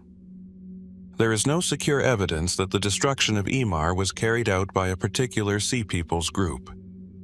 The collapse of Bronze Age societies appears to have been uneven, with different communities experiencing different combinations of warfare, economic disruption, political fragmentation, environmental pressure, and migration. Emar may have been caught at the intersection of several of these forces. Its tablets offer an extraordinary perspective on what such a collapse might have meant to ordinary people. The legal documents reveal a society dependent upon stable institutions. Property had to be recognized. Agreements had to be witnessed. Inheritance had to be negotiated. Religious obligations had to be maintained. All of that requires continuity. What happens when continuity disappears? A palace can fall in a single day, but the consequences of political collapse unfold through countless smaller decisions.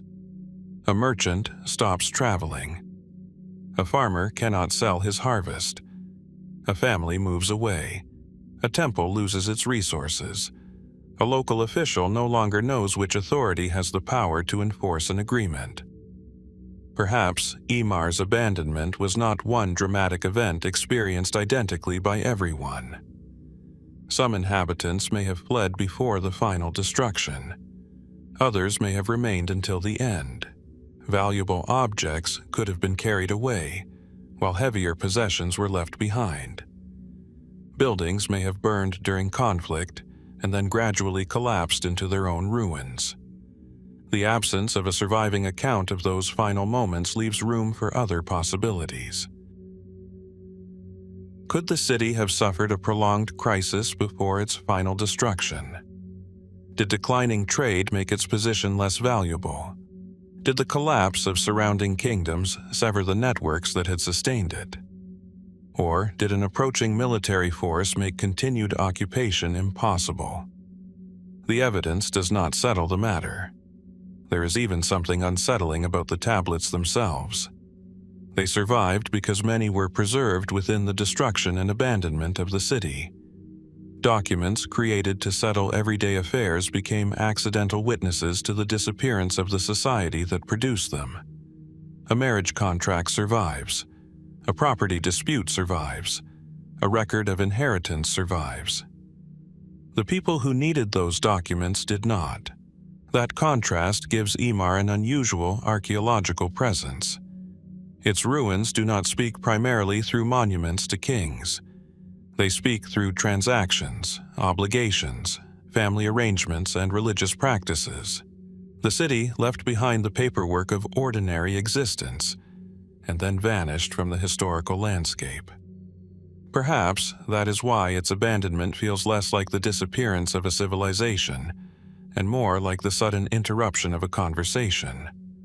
One moment, people were writing down who owned a field, who married whom, who owed what, which ritual had been performed.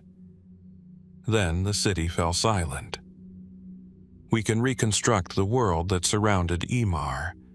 We can trace the political pressures, examine its architecture, read the tablets, and compare its destruction with other late Bronze Age settlements.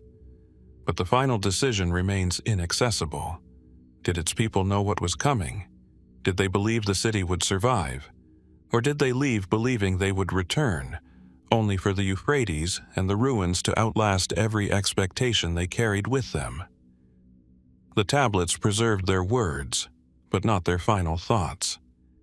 And somewhere beneath the layers of earth covering ancient Emar may still lie the missing piece, not necessarily an inscription naming its destroyer, but a small detail capable of revealing whether the city was conquered, abandoned, or simply caught in the moment when an entire Bronze Age world began to come apart.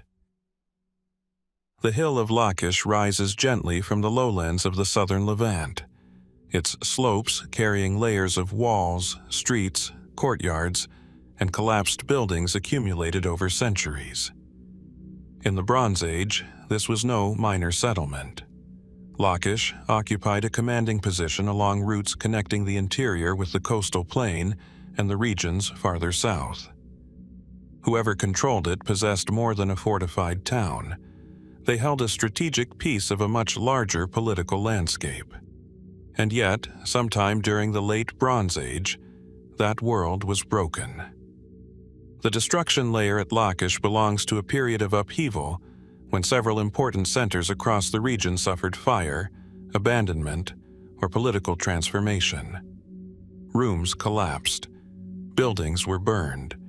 The settlement that had participated in the sophisticated international system of the Bronze Age ceased to function in its previous form. But who destroyed it?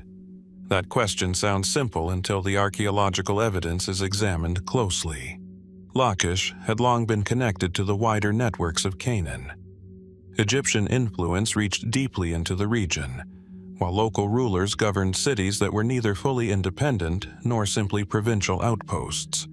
The Amarna letters, written in the 14th century BC, preserve correspondence between Egyptian officials and rulers of Canaanite cities, revealing a landscape filled with rivalry, political maneuvering, appeals for military assistance, and shifting loyalties.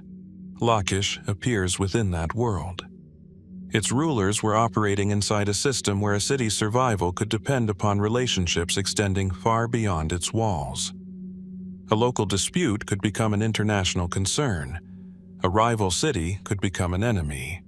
A change in Egyptian policy could alter the balance of power hundreds of kilometers away. Then, sometime around the middle or later part of the 12th century BC, Lachish suffered a major destruction. The timing is significant.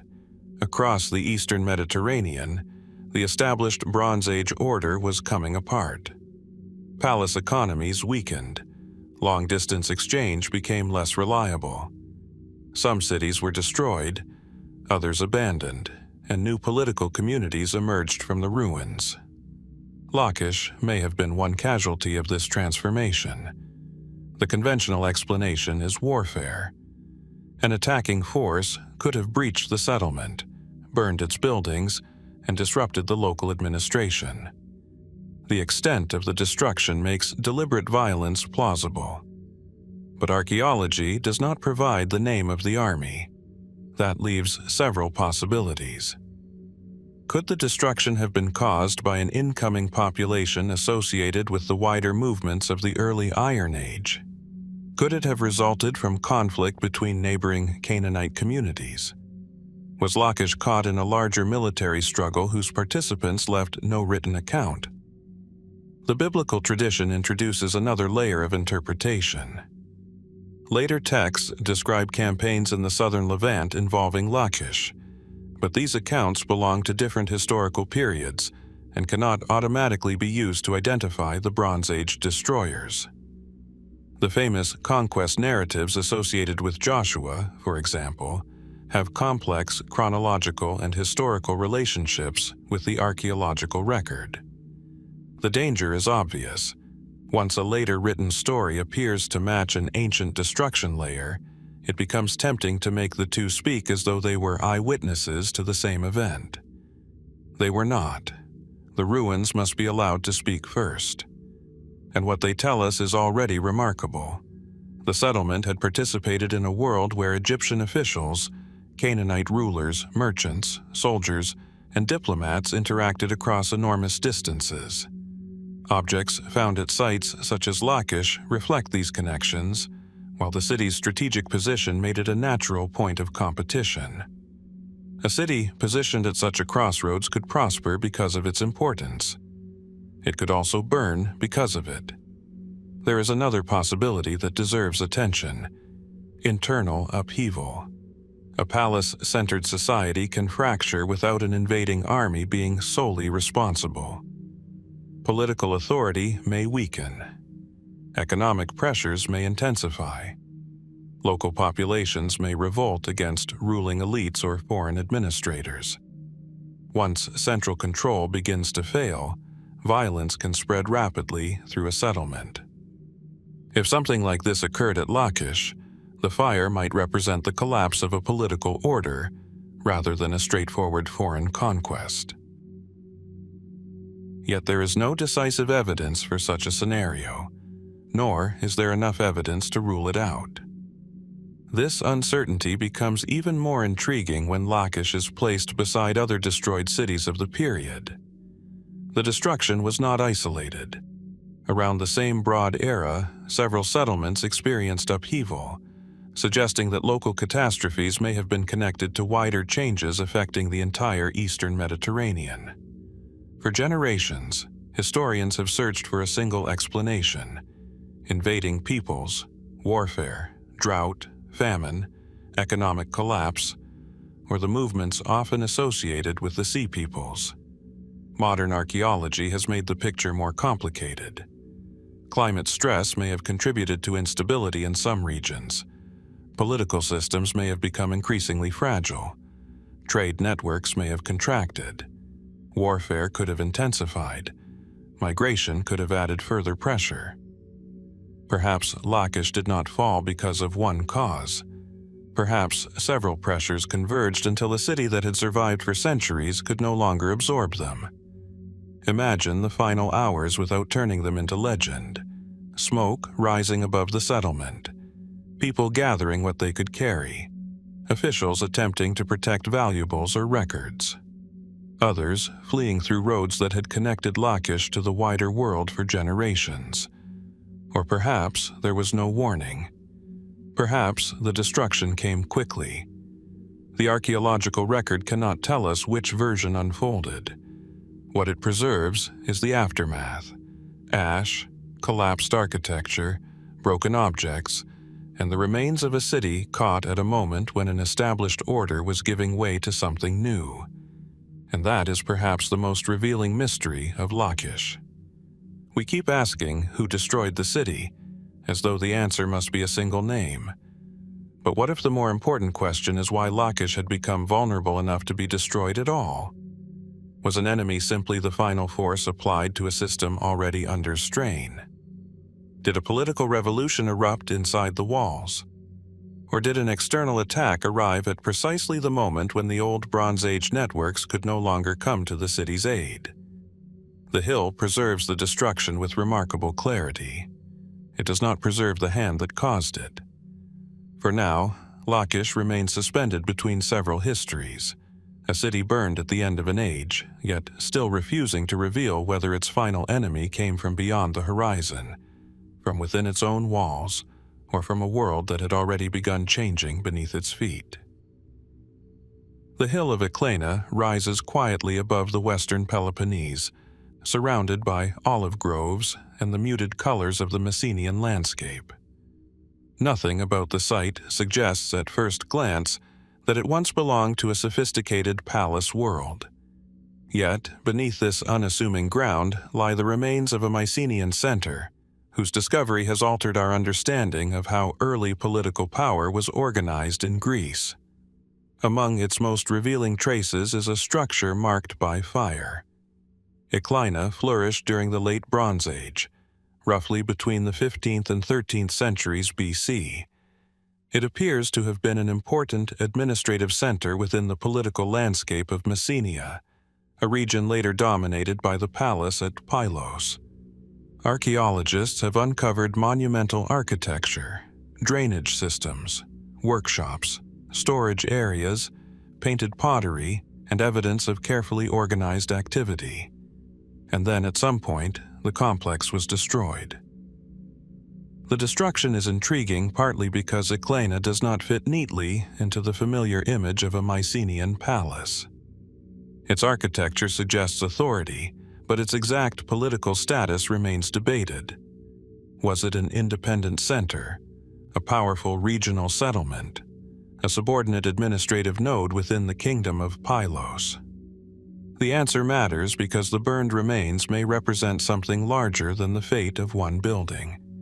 They may preserve a moment when political power itself was being reorganized.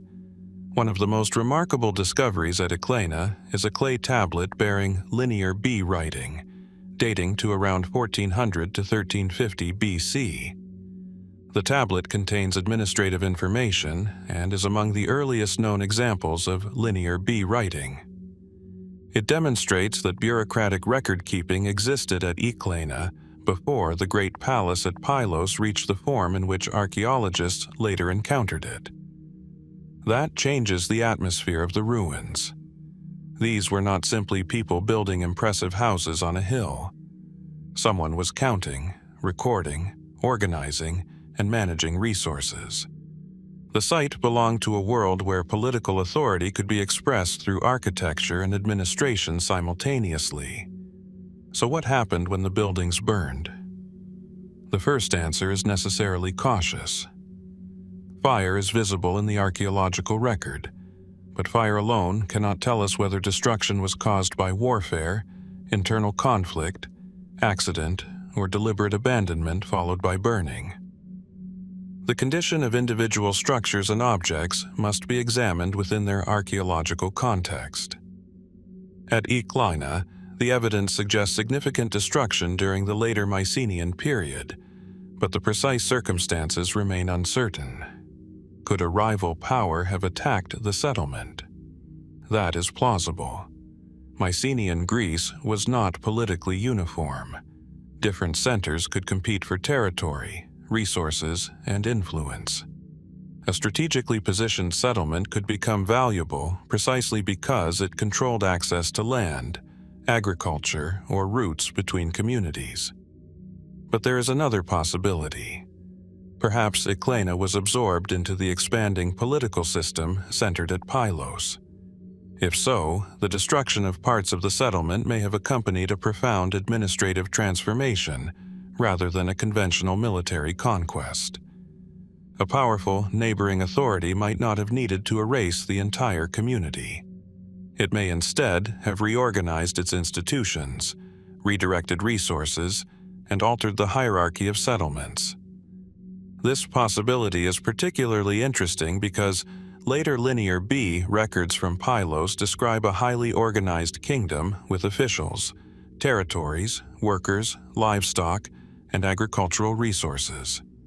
Could Iklaina have once possessed its own administrative authority before being incorporated into that larger system? The archaeological evidence has encouraged such questions, although it does not provide a simple narrative of conquest. The burned buildings may represent one stage in a longer political story. Perhaps Iklaina was already changing before the fire. Perhaps the settlement had lost some of its independence. Perhaps the destruction was caused by an event unrelated to the political transition. Or perhaps several things happened close together, making the final archaeological layer impossible to separate into a single dramatic episode. There is also a broader mystery surrounding the nature of Mycenaean political organization. For years, the palace at Pylos was treated as the obvious center of power in Messenia. The discovery of monumental architecture and administrative activity at Iklaina complicates that picture. It suggests that political organization may have been more distributed than the surviving palace records alone would imply. A kingdom can have a capital without every important decision originating there. Iklaina may have been one of several places through which power operated. Its destruction, therefore, may have been connected to the consolidation of authority rather than the collapse of civilization. That distinction is important. When archaeologists encounter burned architecture, there is a natural temptation to imagine enemies at the gates. Yet, political history is often quieter than that. A center can be absorbed, downgraded, abandoned, or transformed without a single spectacular battle. Still, the possibility of violence cannot be dismissed. The Late Bronze Age was a period of competition, and the wider Mycenaean world would eventually experience widespread disruption. Fortifications, weapons, defensive preparations, and destruction layers appear at numerous sites during the final centuries of the period. Iklaina's fate belongs somewhere within that unsettled landscape. But where exactly? The surviving evidence does not tell us who lit the fire. Nor does it tell us whether the people who watched the buildings burn understood that their political world was changing. Perhaps they saw an attack. Perhaps they saw the end of an administration. Perhaps the flames were accidental, or perhaps they were part of a deliberate act whose meaning has vanished. What remains is wonderfully incomplete, a clay tablet that survived because someone once wrote on wet earth. Monumental architecture reduced to foundations, traces of fire embedded in the soil, and a settlement whose place in the political hierarchy is still being reconstructed. Iklaina reminds us that the Bronze Age was not made only of great kings and famous palaces. Power could exist in quieter places, carried through officials, records, roads, storage rooms, and decisions that rarely entered the historical record. The fire may have destroyed the buildings. It did not destroy the questions. And perhaps beneath another unexcavated section of the hill lies the one piece still missing. A tablet, a doorway, a buried object. Something capable of telling us whether Iklaina's final fire was the violence of an enemy, the consequence of political absorption, or simply the last visible trace of a transformation that had already begun. The landscape of central Anatolia can appear almost austere. Long ridges, open plains, scattered settlements, and mountains rising in the distance like walls at the edge of an enormous natural chamber. Somewhere within this terrain, the Hittites once traveled toward a sacred place whose name survives in their tablets and ritual texts, yet whose exact location has never been established with certainty. Zippalanda. For the Hittites, this was not simply another settlement. It was a holy city associated with the worship of the storm god, a powerful deity whose presence was woven into royal ceremony, warfare, weather, and the legitimacy of kings. Ritual texts describe journeys to Zippalanda, festivals held there, offerings made to the gods, and ceremonies involving the royal court. The city was real. Its religious importance was real, but its ruins have never stepped forward to identify themselves. That creates an unusual archaeological mystery. We possess descriptions of a sacred center without knowing exactly which ancient mound represents it. Zippalanda appears in Hittite texts alongside another important location, Mount Daha, which seems to have held particular religious significance. The relationship between the city and mountain has become one of the most valuable clues in the search. The Hittites appear to have traveled through a landscape whose sacred geography mattered deeply to them, perhaps treating certain mountains, springs, temples, and settlements as interconnected parts of a divine world. Yet the ancient texts were not written as archaeological maps. They mentioned places because the writers already knew where those places were.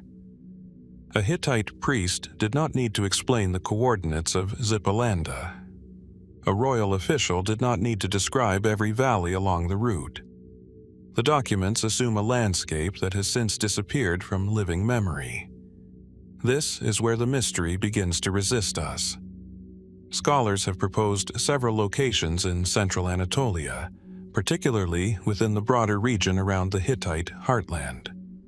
One prominent candidate has been the site of Kizzuwatna, while other possibilities have been suggested elsewhere. Archaeological discoveries at different sites have produced clues that appear promising, but none has yet provided the kind of unmistakable evidence that would end the debate. A temple is not enough. A settlement from the correct period is not enough. Even religious architecture does not automatically mean Zippalanda. The city must fit the written geography as well. It must make sense alongside the routes described in Hittite texts, its relationship with sacred mountains, and its position within the network of places visited by the royal court. And this is where geography becomes almost poetic. Imagine a Hittite procession leaving the capital, priests carrying sacred objects, officials accompanying the king, animals prepared for sacrifice, musicians and attendants moving through the Anatolian landscape toward a destination that everyone in their world recognized. They knew when they had arrived. They knew which mountain they were approaching. They knew which temple awaited them. We have only the written memory of that journey. The religious significance of Zippalanda appears to have been particularly connected with the storm god. In the Hittite world, storm deities were not abstract figures floating above human affairs. Their power was immediate.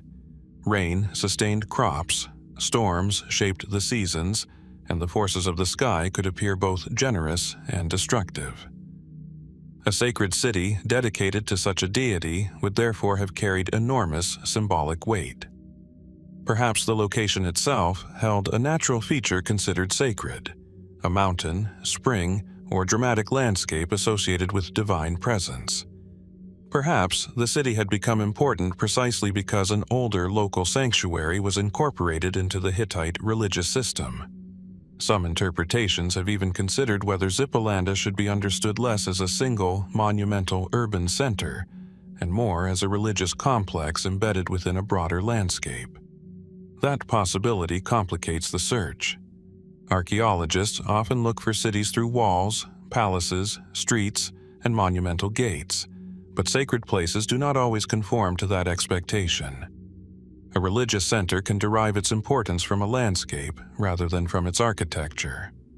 The Hittites themselves may have understood Zippalanda in precisely such terms. The city and the mountain could have formed a single sacred world. Then there is the question of why Zippalanda vanished so completely. It was still remembered in Hittite religious tradition during the empire's later centuries, yet no later population appears to have preserved its name in a form that can be securely traced. Place names change. Languages disappear. Settlements are abandoned and rebuilt. A sacred site can be renamed, absorbed into another community, or simply lose its political importance. The Hittite collapse in the early 12th century BC adds another layer of uncertainty. When the empire fractured, its administrative and religious systems were disrupted. Temples lost patrons. Royal ceremonies ceased. Routes connecting sacred centers may no longer have mattered. A city whose importance depended partly upon the Hittite state could have declined without leaving an obvious historical successor. Perhaps Zippalanda was destroyed. Perhaps it was abandoned. Perhaps the settlement survived under another name, while its old identity faded with the priests who had preserved it. There are also more speculative possibilities. Could the city lie beneath a modern settlement? Could its principal temple have been dismantled so thoroughly that only scattered foundations remain? Could the ancient name have referred to a region rather than the precise urban center scholars have been seeking? None of these possibilities requires a hidden civilization or anything beyond the ordinary processes of history, and that may be what makes the mystery so compelling. Zippalanda does not need to be imaginary to be elusive. Its name appears in the records of people who traveled there, worshipped there, and considered it important enough to preserve its rituals in writing. Somewhere, the stones beneath the soil once formed the place those people knew. A city can disappear from history without disappearing from the earth. Perhaps one day an inscription will be found bearing the city's name. Perhaps an excavation will reveal a temple whose geography finally matches the ancient descriptions. Or perhaps Zippalanda will remain a name without a confirmed ruin, a sacred city known intimately to the Hittites and frustratingly distantly to us. The ancient pilgrims knew the road. They knew the mountain. They knew where the sacred city began. Only the landscape has forgotten how to tell us. The Po Valley has a peculiar way of concealing its past.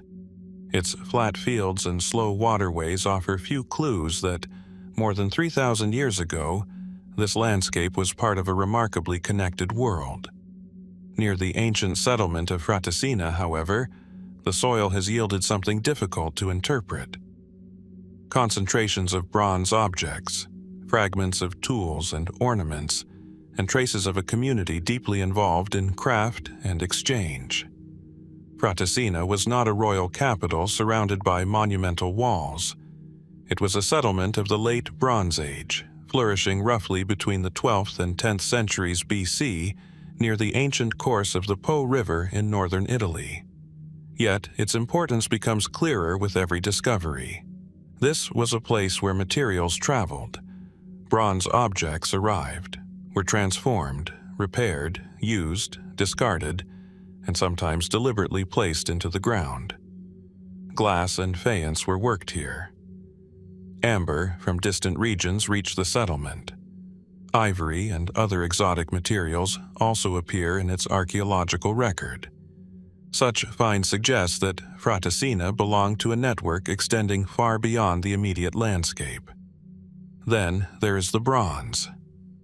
Archaeologists have recovered substantial quantities of bronze artifacts and fragments, including tools, weapons, ornaments, and pieces intended for recycling or reuse. Some concentrations have been interpreted as deposits rather than ordinary household refuse, and that distinction matters. A broken object thrown beside a workshop tells one story. A carefully assembled concentration of metal tells another.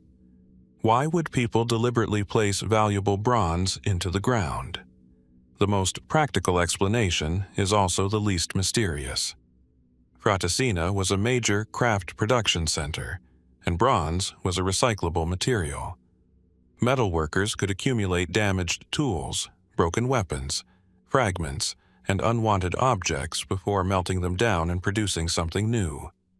A deposit might therefore represent nothing more than stored raw material, a prehistoric collection waiting for the furnace. But archaeology becomes less comfortable when several possibilities overlap. Some deposits appear to contain objects that had already served different purposes. Others may have been deliberately selected rather than accumulated randomly. That raises a more complicated question. Were these simply metal reserves, or did the act of placing them in the ground possess another meaning? Bronze was never merely metal. Across Bronze Age Europe, copper and tin were transformed into objects that carried practical, social, and sometimes ceremonial significance. A weapon could represent authority. An ornament could communicate identity. A tool could embody the labor and skill required to produce it. Destroying such an object, or removing it permanently from circulation, could therefore have consequences beyond economics. Perhaps some deposits were offerings. This interpretation has been proposed for numerous prehistoric hoards across Europe, where objects were sometimes buried in locations with no obvious domestic or industrial explanation. Water, wetlands, rivers, caves, and isolated areas repeatedly appear in discussions of deliberate deposition. Frattesina's position near the Po landscape makes this especially interesting. Waterways were essential to the settlement's existence. They provided transportation, resources, and connections with distant communities. If certain deposits were placed in relation to water or wet environments, their meaning might have extended beyond simple storage. Yet, it would be dangerous to transform every prehistoric hoard into a ritual. Some objects were almost certainly destined for recycling. Others may have been hidden temporarily by people who never returned to retrieve them. A craft worker could conceal valuable metal during a period of insecurity, expecting to recover it later. Then something changed. The owner disappeared. The settlement was altered. The reason for the concealment was forgotten. The metal remained. This possibility is particularly compelling because Frattesina existed during a period of significant transformation in Europe. The later 2nd millennium and beginning of the 1st millennium BC witnessed changes in trade, technology, settlement patterns, and political relationships across the continent. Long-distance networks connected northern Italy with the Alps, the Adriatic, Central Europe, and regions farther west. Frattesina seems to have participated actively in that exchange. Its artisans were not living at the edge of civilization. They were part of a system that moved ideas and materials across enormous distances. Perhaps the bronze deposits reflect that economic world. Metal circulated through workshops like a currency of technology. Old objects became new ones.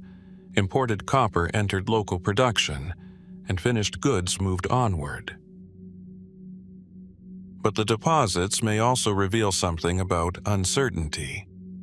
When a community depends upon networks extending across hundreds of kilometers, disruption can have consequences. A shortage of copper or tin could affect production. Political instability could interrupt trade routes. Changing consumer preferences could make certain crafts less profitable. Could some buried metal represent wealth removed from circulation during such a period? Possibly. There is an even more intriguing interpretation. Perhaps some objects were deliberately retired. Instead of melting them down, their owners may have chosen to remove them permanently, treating certain objects as things that should no longer return to ordinary use. We cannot know. The absence of written records leaves the intention behind the deposits hidden. And this is where Frattesina becomes more than a story about buried bronze. It becomes a glimpse into the mental world of people whose technical abilities were sophisticated, whose trade connections were surprisingly broad, and whose decisions occasionally survive only as patterns in the soil. Imagine the moment itself. Someone carries a bronze object away from the settlement. Perhaps it is broken. Perhaps it is valuable. Perhaps it has belonged to someone important. A shallow pit is prepared. The object is placed inside, covered with earth, and the landscape closes over it. Was that an economic decision, a precaution, a private act, a communal offering, or something whose meaning belonged entirely to a symbolic system we can no longer reconstruct? The bronze survived because the earth preserved it. The intention did not. That is the peculiar silence surrounding Frattesina. We can identify the materials, trace their origins, reconstruct technologies, and map the settlement's connections across Bronze Age Europe. We can even distinguish between some forms of workshop waste and deliberate deposition. But the final gesture remains inaccessible. Perhaps the next excavation will reveal a deposit whose arrangement provides the missing clue. Perhaps another object, discovered in its original context, will show that certain categories of bronze were treated differently. Or perhaps these concentrations will continue to resist a single interpretation, because the people of Frattesina themselves did not bury metal for only one reason. The ground has preserved the objects with extraordinary patience. What it has not preserved is the thought that made someone decide they should stay there. The fields of Central Europe rarely announce what lies beneath them. A plowed ridge, a patch of darker soil, a handful of bronze fragments. Sometimes that is all that remains of a society that once controlled wealth, technology, and prestige across a landscape stretching from central Germany into Bohemia and beyond. More than 4,000 years ago, this region belonged to the world archaeologists call the Únětice culture. Its people left no chronicles. No royal names have survived. Yet their graves contain objects that speak quietly of considerable power: bronze axes, daggers, ornaments, gold, amber, and carefully assembled sets of valuable goods. Some burials suggest individuals who possessed access to materials transported across remarkable distances. Who were these people? And perhaps more intriguingly, what happened to them? The Únětice culture emerged during the early Bronze Age, roughly around 2300 BC, and flourished across parts of Central Europe for centuries. Its communities occupied settlements, farmed fertile land, worked metals, and participated in networks that connected distant regions. Bronze was at the heart of this transformation. Copper and tin had to be obtained, processed, transported, and combined. That required knowledge and organization. The finished objects could travel far beyond the communities where they were produced. Some individuals appear to have benefited enormously from this system. Their graves contain weapons and ornaments that would have represented substantial wealth. Certain burials are particularly striking because they concentrate objects rarely found together in ordinary graves. Such evidence has encouraged archaeologists to speak of emerging elites, people whose social position gave them access to resources unavailable to most members of their communities. But what kind of power did they possess? Were they chiefs controlling territory, warrior leaders, religious authorities, wealthy families whose influence came through trade? Perhaps the answer was different from one community to another. The archaeological record does not reveal a single Únětice political system. Instead, it suggests a mosaic of settlements and regional traditions connected through exchange, marriage, technology, and perhaps competition. And that makes their eventual transformation difficult to explain. The Únětice culture did not simply vanish on a single catastrophic date. Its archaeological traditions changed over time, eventually giving way to other cultural formations during the later Early and Middle Bronze Age. Yet, the disappearance of a recognizable archaeological culture can be deceptive. People rarely disappear simply because archaeologists give their culture a new name. Communities continue. Families survive. Technologies are inherited. Objects change. Political structures can collapse while populations remain. So perhaps the real mystery is not what happened to the Únětice people, but what happened to the social order that produced those remarkable concentrations of wealth. One possibility is economic transformation. Long-distance exchange networks are powerful, but they are also fragile. If access to copper, tin, amber, or other prestige goods changed, communities that had accumulated influence through exchange could lose their advantage. A system based upon controlling valuable materials might unravel when the routes carrying those materials shifted. Another possibility is political competition. The appearance of wealthy burials suggests that social inequality had become visible. Once certain families or individuals accumulated disproportionate resources, rivalry could intensify. Power attracts challengers. Alliances form, fracture, and reform. Could the elites have been victims of the very system that created them? There is no evidence for a single violent uprising across the entire Únětice world. Nor is there a definitive destruction horizon that would allow archaeologists to point toward one invading force. Instead, the transformation seems gradual and uneven. Yet, individual archaeological discoveries occasionally disturb that peaceful picture. Burials sometimes reveal injuries, unusual treatment of bodies, or circumstances that suggest episodes of interpersonal violence. Such finds remind us that early Bronze Age communities were not tranquil societies simply because their graves are quiet. Weapons were valuable. They were also weapons. The presence of daggers and axes in elite graves may have expressed status, but it may also reflect a society where personal authority was inseparable from the capacity for force. Perhaps some leaders ruled through negotiation. Perhaps others ruled because everyone understood what happened when negotiation failed. There is another possibility, less dramatic but perhaps more profound. The old elites may simply have lost their meaning. A political system can survive as long as people believe its hierarchy is legitimate. Change the routes of exchange, alter religious practices, introduce new technologies, or reorganize communities, and yesterday's symbols of authority can become irrelevant. A magnificent bronze object does not possess power by itself.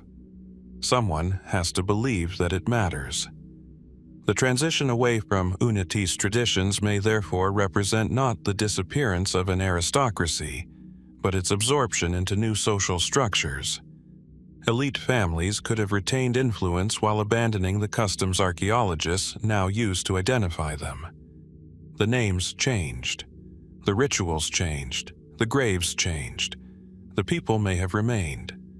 That possibility becomes especially important when considering the extraordinary geographic reach of Únětice material culture. Objects associated with the tradition appear across broad areas, suggesting connections that cannot be explained by isolated villages acting alone. Somewhere behind those networks were people capable of organizing production and maintaining relationships across considerable distances. What did they know? How did they negotiate? Who decided where the metal went?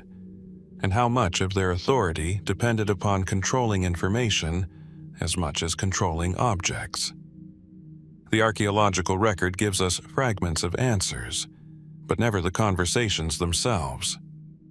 Perhaps the most evocative evidence lies in the graves.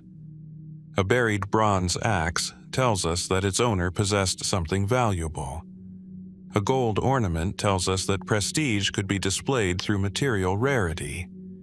A collection of weapons suggests an identity connected with authority or warfare. But burial is also a final statement. Someone chose what should accompany the dead. Someone decided how that person would be remembered. And when those customs changed, something about the society had changed with them. There is no final battlefield where the Únětice elites can be found together. No royal tomb announces the last ruler. No surviving inscription records the moment their world ended. Instead, their power seems to dissolve gradually into the archaeological landscape. Bronze remains. Gold remains. Amber remains. The people who once understood exactly what those objects meant do not. Perhaps the disappearance of the Únětice elite was never a single event at all. Perhaps their world was slowly rearranged by trade, rivalry, migration, changing beliefs, and the quiet succession of generations until the old hierarchy no longer looked like itself. And somewhere beneath the Central European field, there may still be a grave containing the missing piece, a person whose burial could reveal whether these powerful figures met a violent end, surrendered their authority, or simply transformed into the ancestors of a society archaeologists have not yet learned to recognize. The northern edge of the ancient Levant is a landscape of crossings. Mountains descend toward the Mediterranean, rivers cut through fertile plains, and routes once carried merchants, armies, envoys, and royal messengers between Anatolia and the lands farther south. Somewhere within this landscape stood Mukish, a Bronze Age kingdom whose name appears in the records of powerful rulers, but whose final fate remains strangely indistinct. Its heart was likely centered around Alalakh, near the Orontes River. That association gives Mukish a physical presence. Archaeologists can excavate the palaces and houses of Alalakh, read tablets written by its scribes, and reconstruct parts of its political history. Yet Mukish itself is harder to grasp. Was it a kingdom with a clearly defined territory? A shifting political entity whose borders changed with every generation? Or a regional power whose identity became blurred as larger empires absorbed it? The surviving texts offer fragments rather than a continuous story. During the late Bronze Age, Mukish occupied a strategically valuable position. Its lands connected northern Syria with Anatolia and the Mediterranean coast, placing the kingdom within a network dominated by larger powers. Alalakh, its principal known center, prospered through agriculture, administration, diplomacy, and long-distance connections. Its rulers were not isolated provincial figures.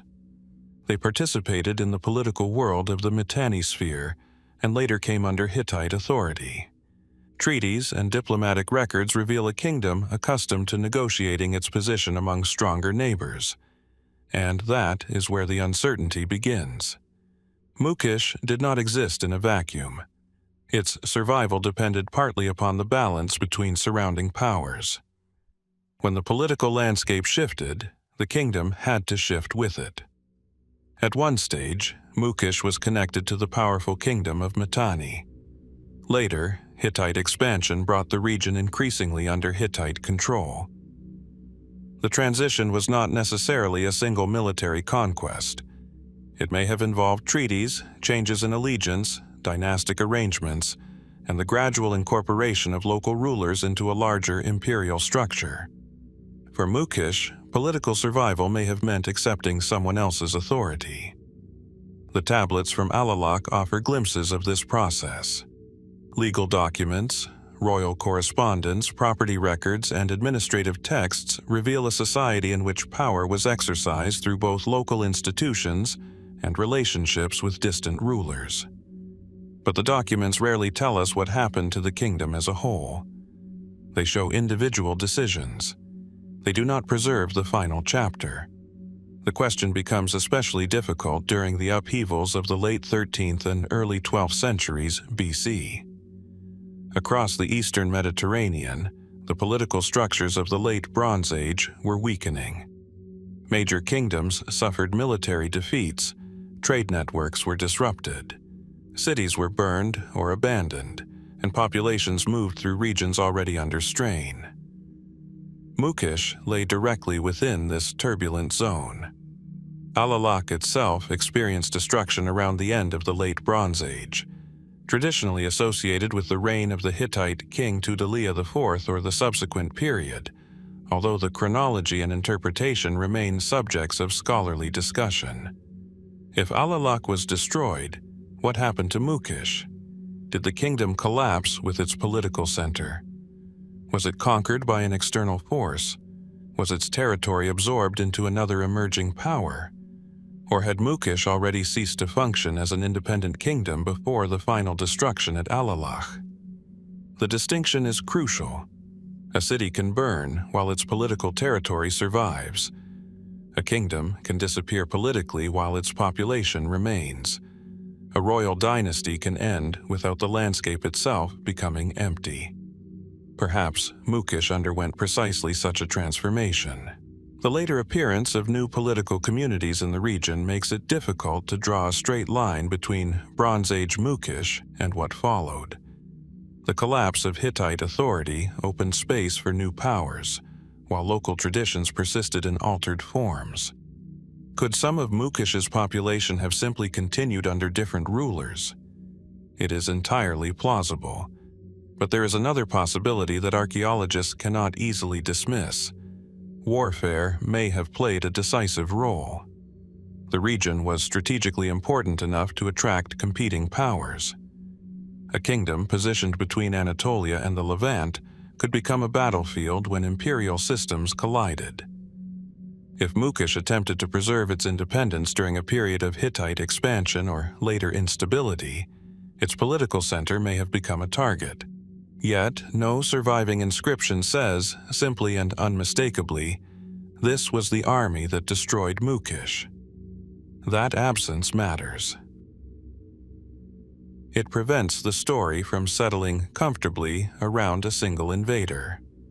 Even the wider phenomenon, sometimes described as the Bronze Age collapse, resists a simple explanation. Environmental stress may have affected agricultural production in parts of the region. Political fragmentation weakened established governments. Disrupted trade could have undermined palace economies.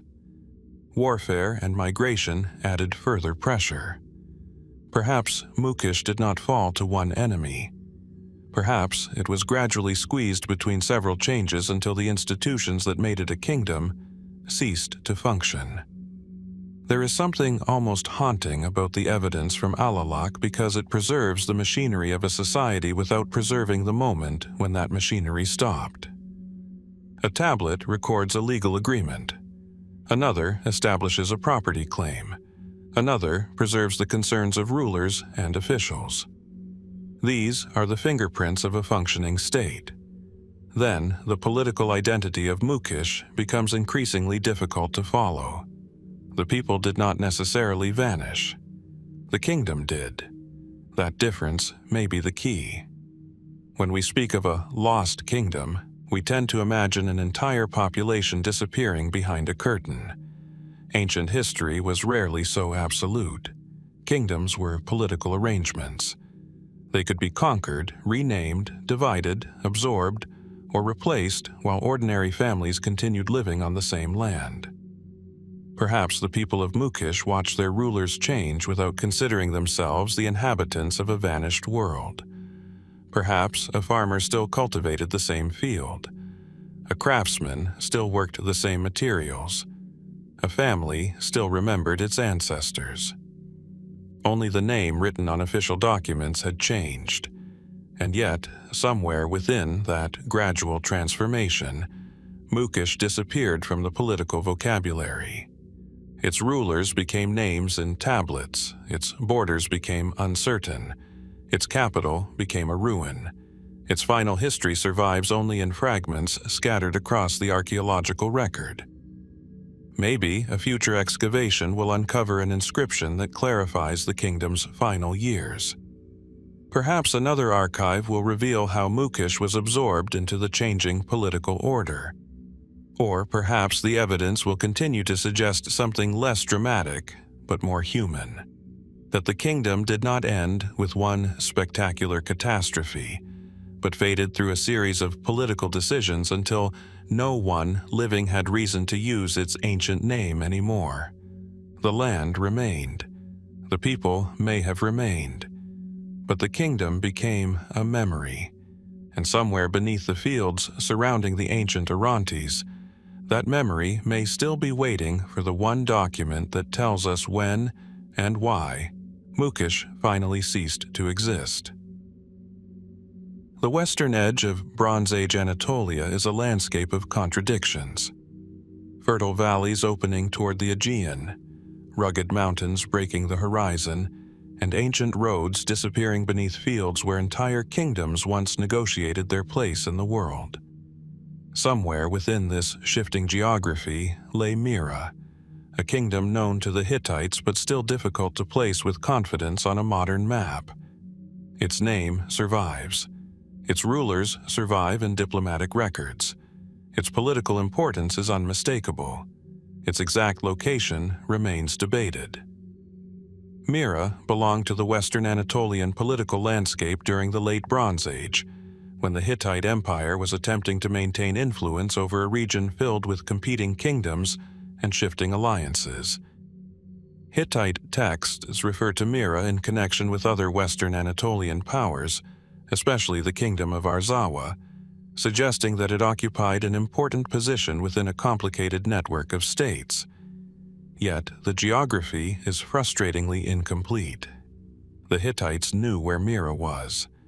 Their scribes could refer to its rulers, its territories, and its political relationships without hesitation. They did not need to leave us a map explaining what seems obvious to them. That assumption has become our obstacle.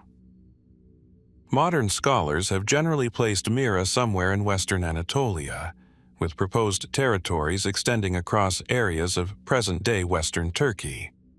Some interpretations have associated it with regions around the Meander and Büyük-Menderes valleys, while others have placed greater emphasis on areas farther north or inland. No single location has achieved universal acceptance. The problem is not a complete absence of evidence. It is an excess of possibilities.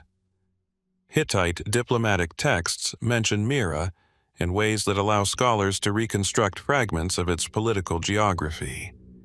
The famous treaty between the Hittite king Muwatalli II and the ruler Alexandru of Welusa provides part of this broader Western Anatolian picture, while other documents concerning Manapa Tarhunta and the political struggles of the region reveal how unstable the western frontier could become.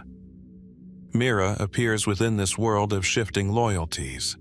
Its rulers were not minor figures operating beyond the reach of imperial politics. They could negotiate with the Hittite king, exercise influence over neighboring territories, and participate in the conflicts that repeatedly unsettled Western Anatolia. One of the most important figures is Kupanta Kurunta, a ruler of Mira known from Hittite records. His relationship with the Hittite monarchy suggests that Mira could operate as an influential ally or vassal rather than simply as a conquered province. That distinction matters.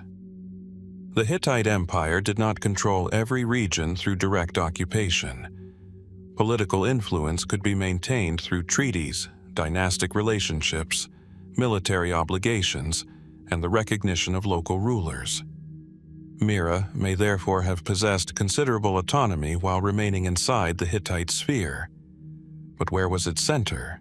The search has occasionally been connected with archaeological discoveries in Western Anatolia, particularly sites containing late Bronze Age remains that might fit the political and chronological requirements. Yet, architecture alone cannot identify a kingdom. A monumental building could belong to a local ruler. A fortress could belong to another political entity. A rich settlement could have been economically important without being Mira. What archaeologists need is something more decisive. An inscription naming the kingdom or one of its rulers in a secure archaeological context. Without that, the map remains provisional. There is an intriguing possibility that the kingdom's capital has already been excavated under another archaeological name. Ancient places were not always preserved under their original identities. A city could be rebuilt, renamed, abandoned, and eventually buried beneath another settlement. Perhaps Mira is already beneath the soil. Perhaps we have walked across its ruins without recognizing them. The political history of Mira makes the uncertainty even more fascinating. Western Anatolia during the 13th century BC was not a quiet frontier. The Hittites repeatedly intervened in the region, while local rulers competed for territory and independence. Mira's rulers seem to have understood this delicate balance. They could resist. They could negotiate. They could change allegiance when circumstances demanded it. Such politics created a landscape where borders were less permanent than modern maps suggest. A kingdom could expand one generation and contract the next. A ruler could control a neighboring region through military force and lose it through rebellion. A treaty could redefine the political geography without moving a single stone. This may be why Mira is so difficult to locate.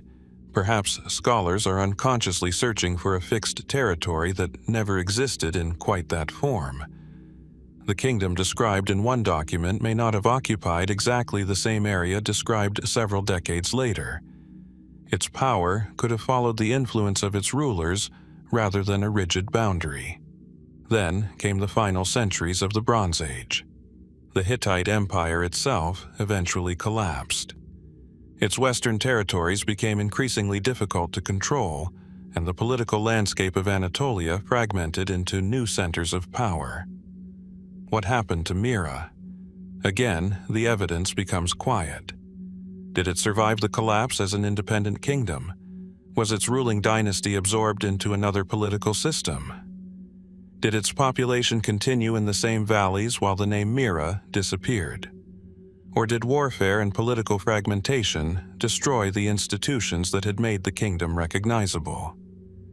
There is no surviving account that gives us a final answer. Later traditions in Western Anatolia preserve memories of powerful peoples and kingdoms, but connecting them directly to Mira remains uncertain. The temptation to draw a continuous line from Bronze Age political names to later civilizations is strong, yet the centuries separating them contain too many changes to make such connections safely. The mystery, therefore, remains remarkably physical. Mira was not mythical.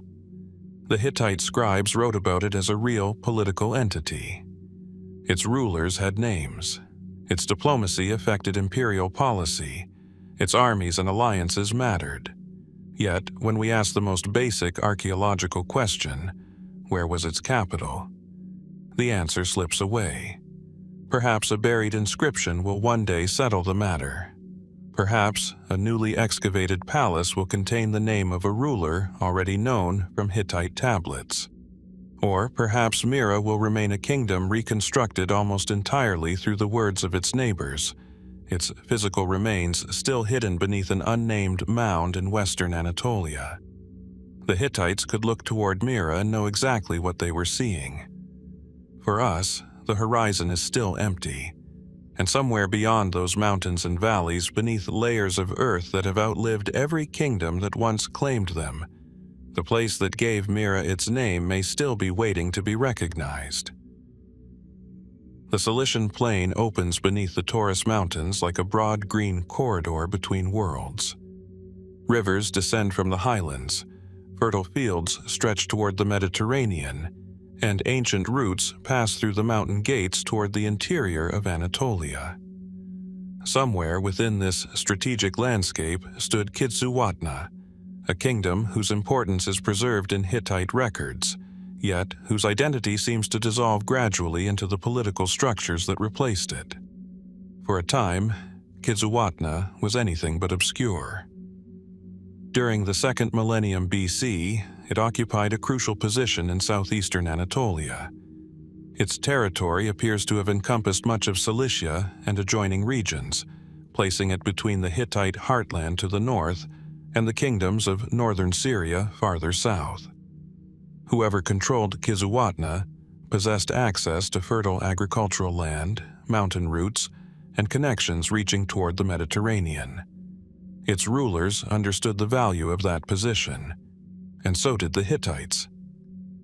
Early in its history, Kizzuwatna appears to have maintained a degree of independence while navigating the ambitions of larger neighboring powers. Its kings entered into treaties with the Hittites, sometimes as equals and sometimes within an increasingly unequal political relationship.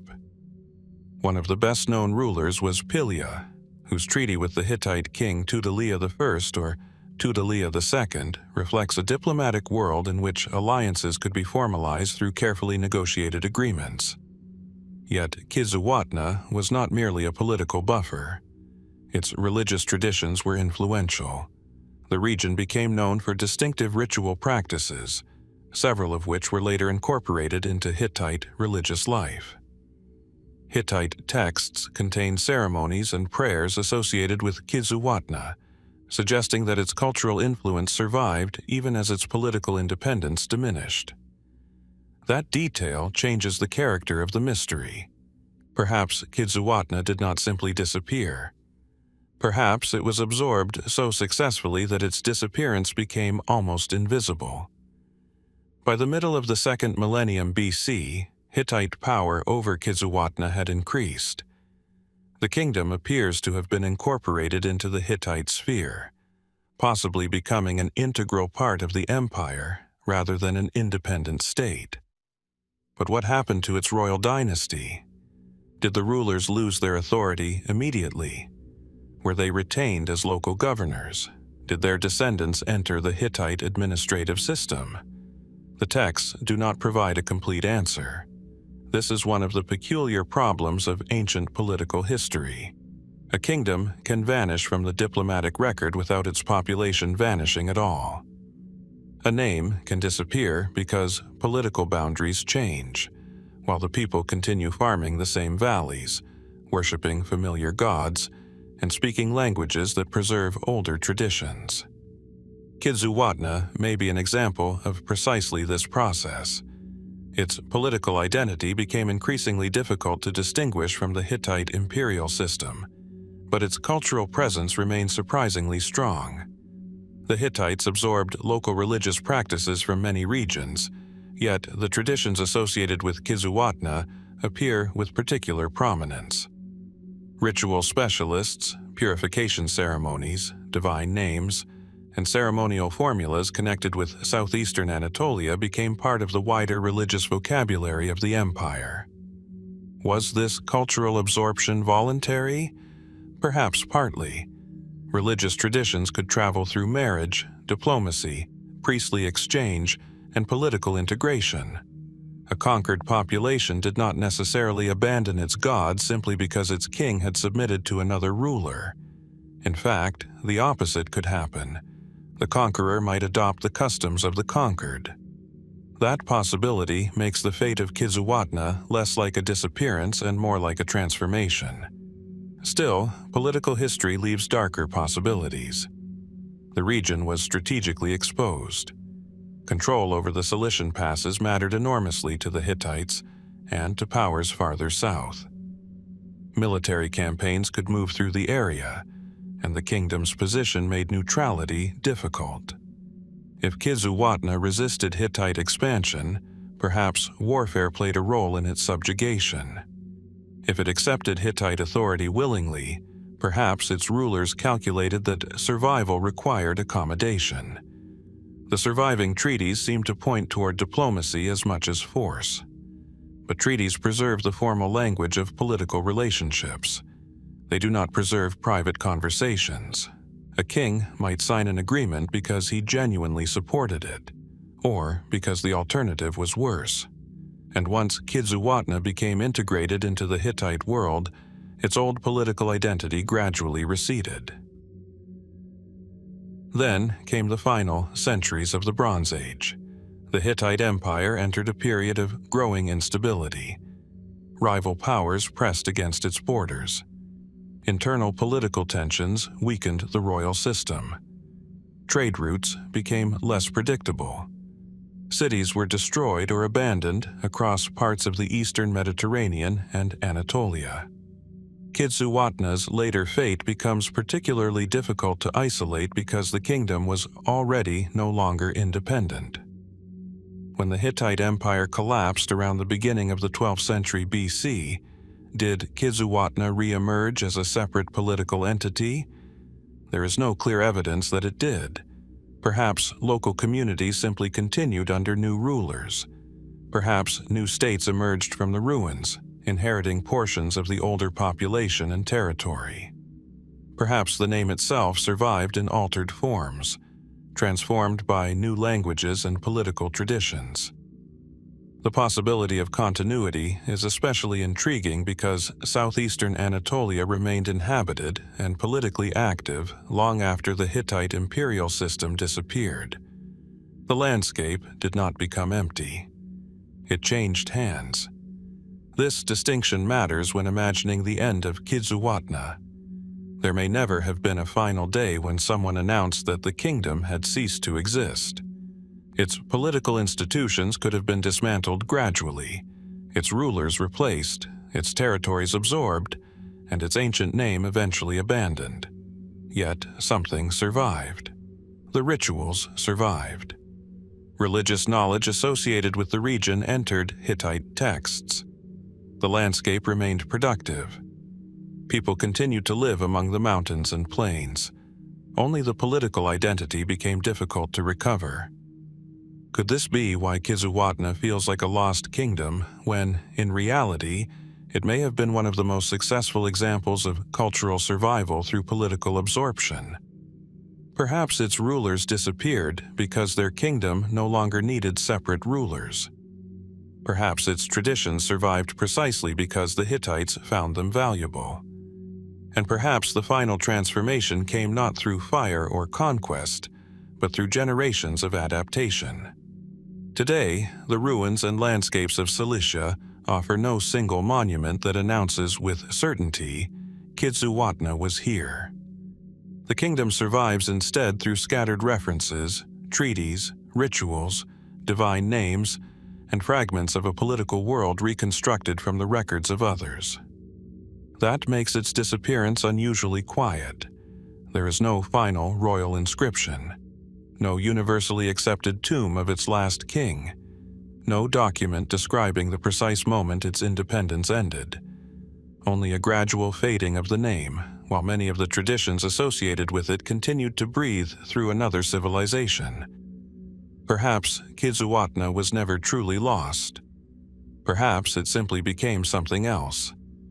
And the most elusive part of its history is not where the kingdom went, but how much of it remained after the kingdom itself had ceased to be.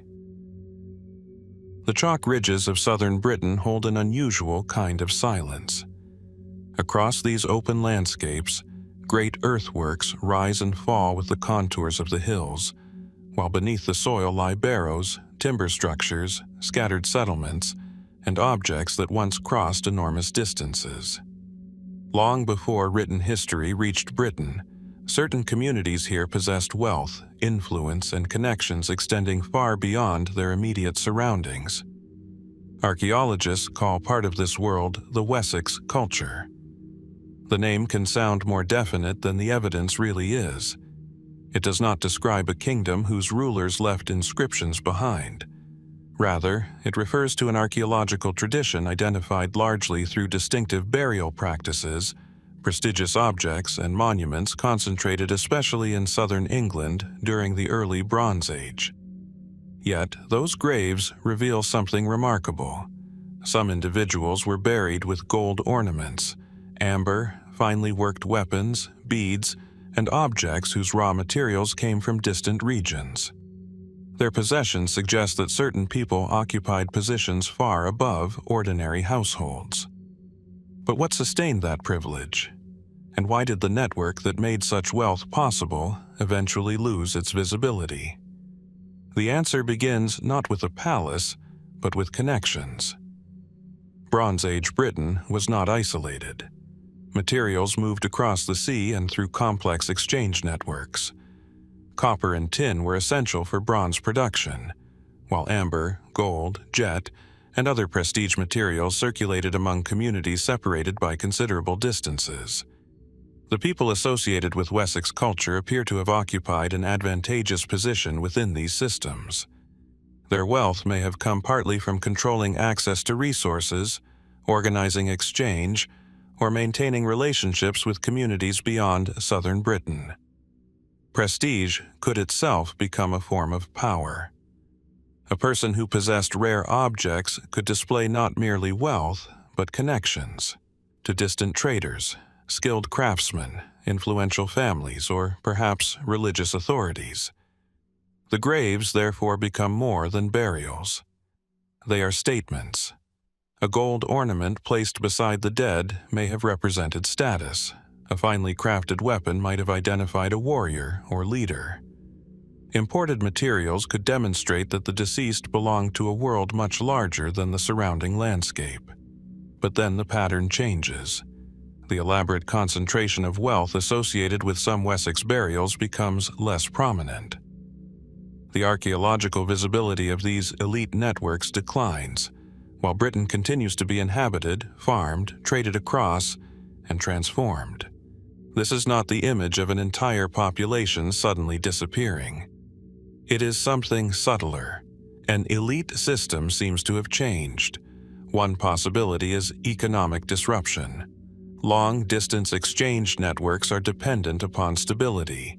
If routes shift, resources become harder to obtain, or relationships between communities deteriorate, prestige economies can weaken rapidly. A leader who once demonstrated authority through imported gold and exotic objects may find those symbols increasingly difficult to acquire. But perhaps the change was ideological. What if people simply stopped believing that authority needed to be displayed in the same way? Archaeology can show us when burial customs change, but it cannot easily tell us what people thought about those changes. A community might abandon extravagant graves because social values had shifted. Wealth could still exist, but its public expression might become less important. Perhaps power moved from the grave into the living community. That possibility deserves attention. The disappearance of lavish elite burials does not necessarily mean the disappearance of wealthy individuals. Archaeological visibility is not the same thing as historical existence. If later leaders were buried with fewer objects, archaeologists might mistakenly interpret restraint as decline. There may have been a transformation in how status was constructed. Another possibility is conflict. The early Bronze Age was not necessarily peaceful simply because its most famous monuments are ceremonial. Weapons appear in burials. Settlements show evidence of defensive concerns in some regions, and competition over land and resources could have shaped relationships between communities. Could rival groups have challenged the old elite networks? Could control of trade routes have shifted? Perhaps a new generation of leaders emerged whose authority depended less upon distant exchange and more upon local land, ancestry, or military strength. No single discovery proves such a scenario. Yet, the possibility fits a broader pattern visible across prehistoric Europe. Systems of power rarely remain unchanged for centuries. The Wessex world may have been particularly vulnerable because its prestige depended upon maintaining relationships across distance. Imagine a chain of exchange stretching across the channel. Somewhere, copper is obtained. Somewhere else, tin is gathered. Metalworkers transform these materials into objects of practical and symbolic value. Merchants or intermediaries carry goods between communities. Elite families receive rare materials and redistribute them, strengthening alliances and reinforcing their status. Every link matters. Break enough of those links, and the system changes. The result does not have to be catastrophe. It can be gradual. A route becomes less profitable. A trading partner loses influence. A new community becomes more important. A generation inherits fewer connections than the one before. Eventually, the archaeological signature of the old elite network becomes faint. There are also more speculative interpretations. Some have imagined periods of migration or wider social upheaval contributing to the transformation of early Bronze Age Britain. Others have emphasized environmental pressures, changing agricultural conditions, or shifts in population and settlement. None of these explanations alone can account for everything. Climate does not explain ideology. Trade does not explain every burial. Conflict does not explain every cultural transition. Perhaps several pressures converged. The most fascinating possibility may be that the Wessex elite system did not collapse in a single dramatic episode at all. Instead, its foundations may have been gradually redistributed. Wealth became less concentrated. Old exchange relationships weakened. New forms of authority appeared. The people remained. The landscape remained. But the social language changed. The great barrows still rise across the chalk. Their silhouettes survive because Earth is remarkably good at remembering shapes, even when it forgets names. Inside them, however, are clues to a society whose hierarchy can only be reconstructed indirectly. We can see the gold. We can trace the amber. We can examine the weapons. We can identify distant materials and reconstruct some of the routes by which they traveled. What we cannot recover is the conversation that gave those objects meaning. Perhaps one buried individual was the last representative of an old order. Perhaps another was the first of a new one. Or perhaps the apparent collapse of Wessex's elite networks is partly an illusion created by changing burial customs, leaving the true transformation hidden in ordinary settlements rather than spectacular graves. The chalk has preserved the monuments, but not the political world that created them. And somewhere beneath those quiet hills, another grave may still be waiting, one capable of revealing whether the old Wessex elite truly collapsed, quietly adapted, or simply learned to hide its power in a form archaeology has not yet learned to recognize. There is a particular kind of silence around La Hoya. The settlement lies in the northern Iberian landscape near LaGuardia, in Alava, where the hills rise gently above the valley, and the surrounding country gives little indication of the violence once sealed beneath the soil. Today, the place is quiet. But beneath that quiet are the remains of houses, streets, tools, pottery, and human lives interrupted by an episode whose precise circumstances remain uncertain. La Hoya is important partly because it belongs to a later prehistoric world than the Bronze Age itself. Its principal occupation belongs to the Iron Age, yet the settlement emerged within a landscape whose communities had already been shaped by centuries of Bronze Age traditions. By the first millennium BC, northern Iberia was becoming a mosaic of settlements, agricultural communities, craft specialists, and regional networks. La Hoya was one of the more substantial settlements within that changing world. Its inhabitants did not build randomly. Houses were arranged within an organized settlement. Everyday objects accumulated inside domestic spaces. Storage areas reveal concern with food and resources. Craft production left behind evidence of people who understood how to transform raw materials into useful and sometimes prestigious objects. It was a functioning community.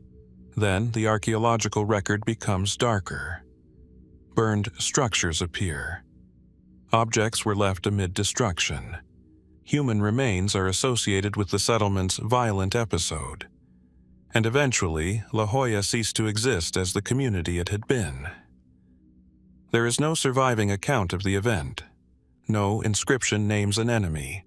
No ancient historian describes a battle fought here. We are left with the physical aftermath, trying to reconstruct an event that those who witnessed it never recorded in writing. That makes the question deceptively simple. Who destroyed La Hoya? The most conventional explanation is conflict. A neighboring community may have attacked the settlement, perhaps because of competition over land, agricultural resources, livestock, or access to regional routes. La Hoya occupied a useful position within the landscape, and settlements with strategic advantages could become targets when relationships between communities deteriorated. But identifying warfare is easier than identifying its cause. There is no reason to imagine that the attackers belonged to some distant civilization. They may have lived only a short distance away. They could have spoken related languages, practiced similar customs, and understood the landscape almost as intimately as the people they attacked. That possibility changes the atmosphere of the story.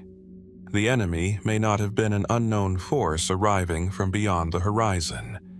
It may have been a rival community already familiar with La Hoya.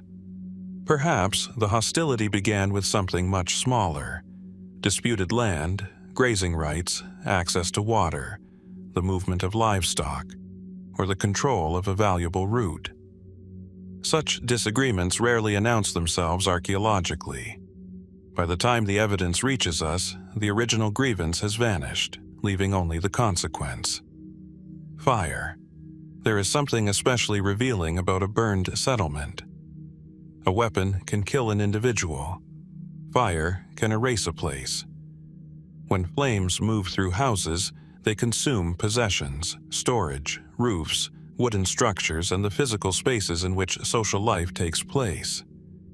Even when people survive, returning may become impossible if the economic foundations of the settlement have been destroyed. Could that have been the intention at La Hoya? Perhaps the attackers wanted more than victory. Perhaps they wanted the inhabitants to leave. Or perhaps the fire was simply the consequence of violence that escaped anyone's control. A settlement under attack would have contained highly combustible materials. A single burning structure could ignite neighboring buildings rapidly. Smoke would have transformed familiar streets into a maze of heat and darkness. Yet, archaeology asks us to resist the temptation to turn every burned layer into a cinematic battle. Fire leaves evidence, but it does not explain itself. A building may burn during warfare, during an accident, or during deliberate destruction after its inhabitants have already departed. The position of objects, the pattern of collapsed walls, and the condition of human remains all have to be examined before a convincing reconstruction can be attempted. The human remains are particularly important. Their presence introduces a deeply personal dimension to what might otherwise appear to be an abstract archaeological event. These were not simply casualties. They were individuals who belonged to families, houses, occupations, and relationships that archaeology can only partially recover. Did they die during the attack? Were some already dead when the buildings burned? Were bodies trapped beneath collapsing structures? Were any victims deliberately buried or moved afterward? Each possibility creates a different story, and yet the evidence does not comfortably resolve the matter. This uncertainty has encouraged wider interpretations. Some possibilities place La Hoya within a period of regional instability, when communities may have been competing more intensely for territory and resources. Others emphasize changing settlement patterns and the reorganization of local societies.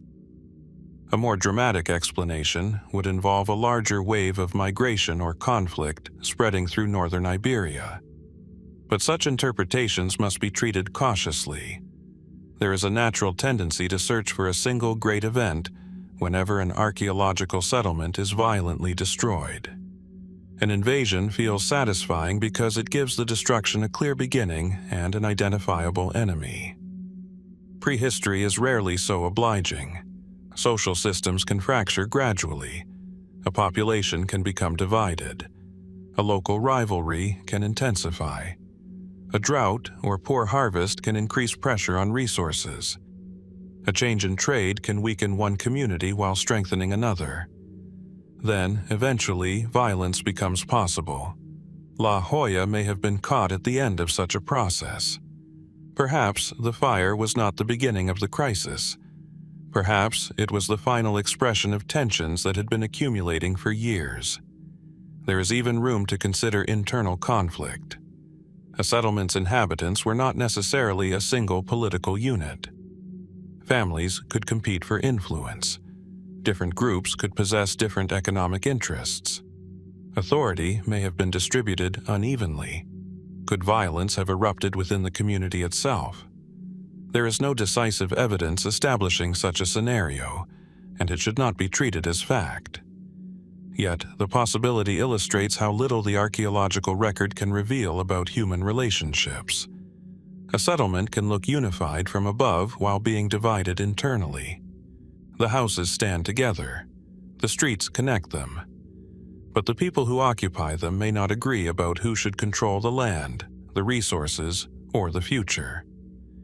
If La Hoya was destroyed by outsiders, another question follows. What happened to those who survived? Some may have escaped before the destruction became complete. Others could have been taken elsewhere.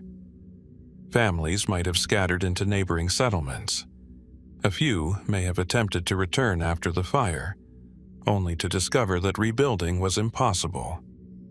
The disappearance of a settlement does not necessarily mean the disappearance of its population. People can survive places. They carry memories, skills, beliefs, names, and objects into other communities. That creates another archaeological illusion.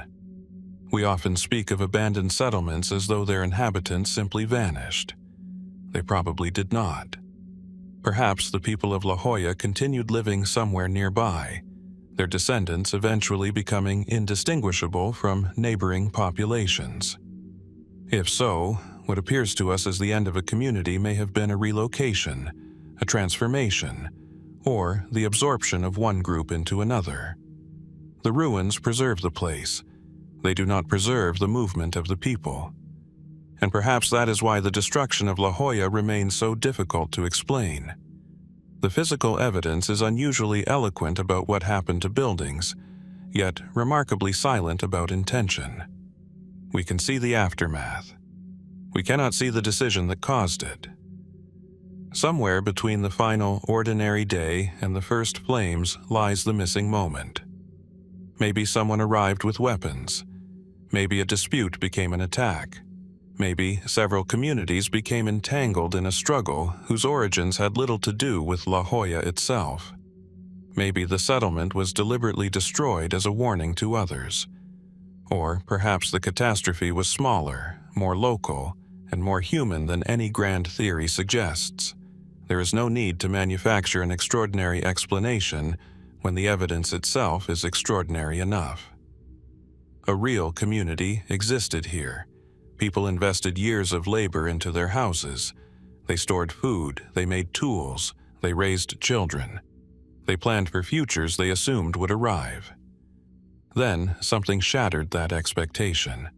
The fire eventually cooled. The structures collapsed. Soil accumulated over the remains. Centuries passed, and the voices of those involved disappeared completely. What survives is almost cruelly selective.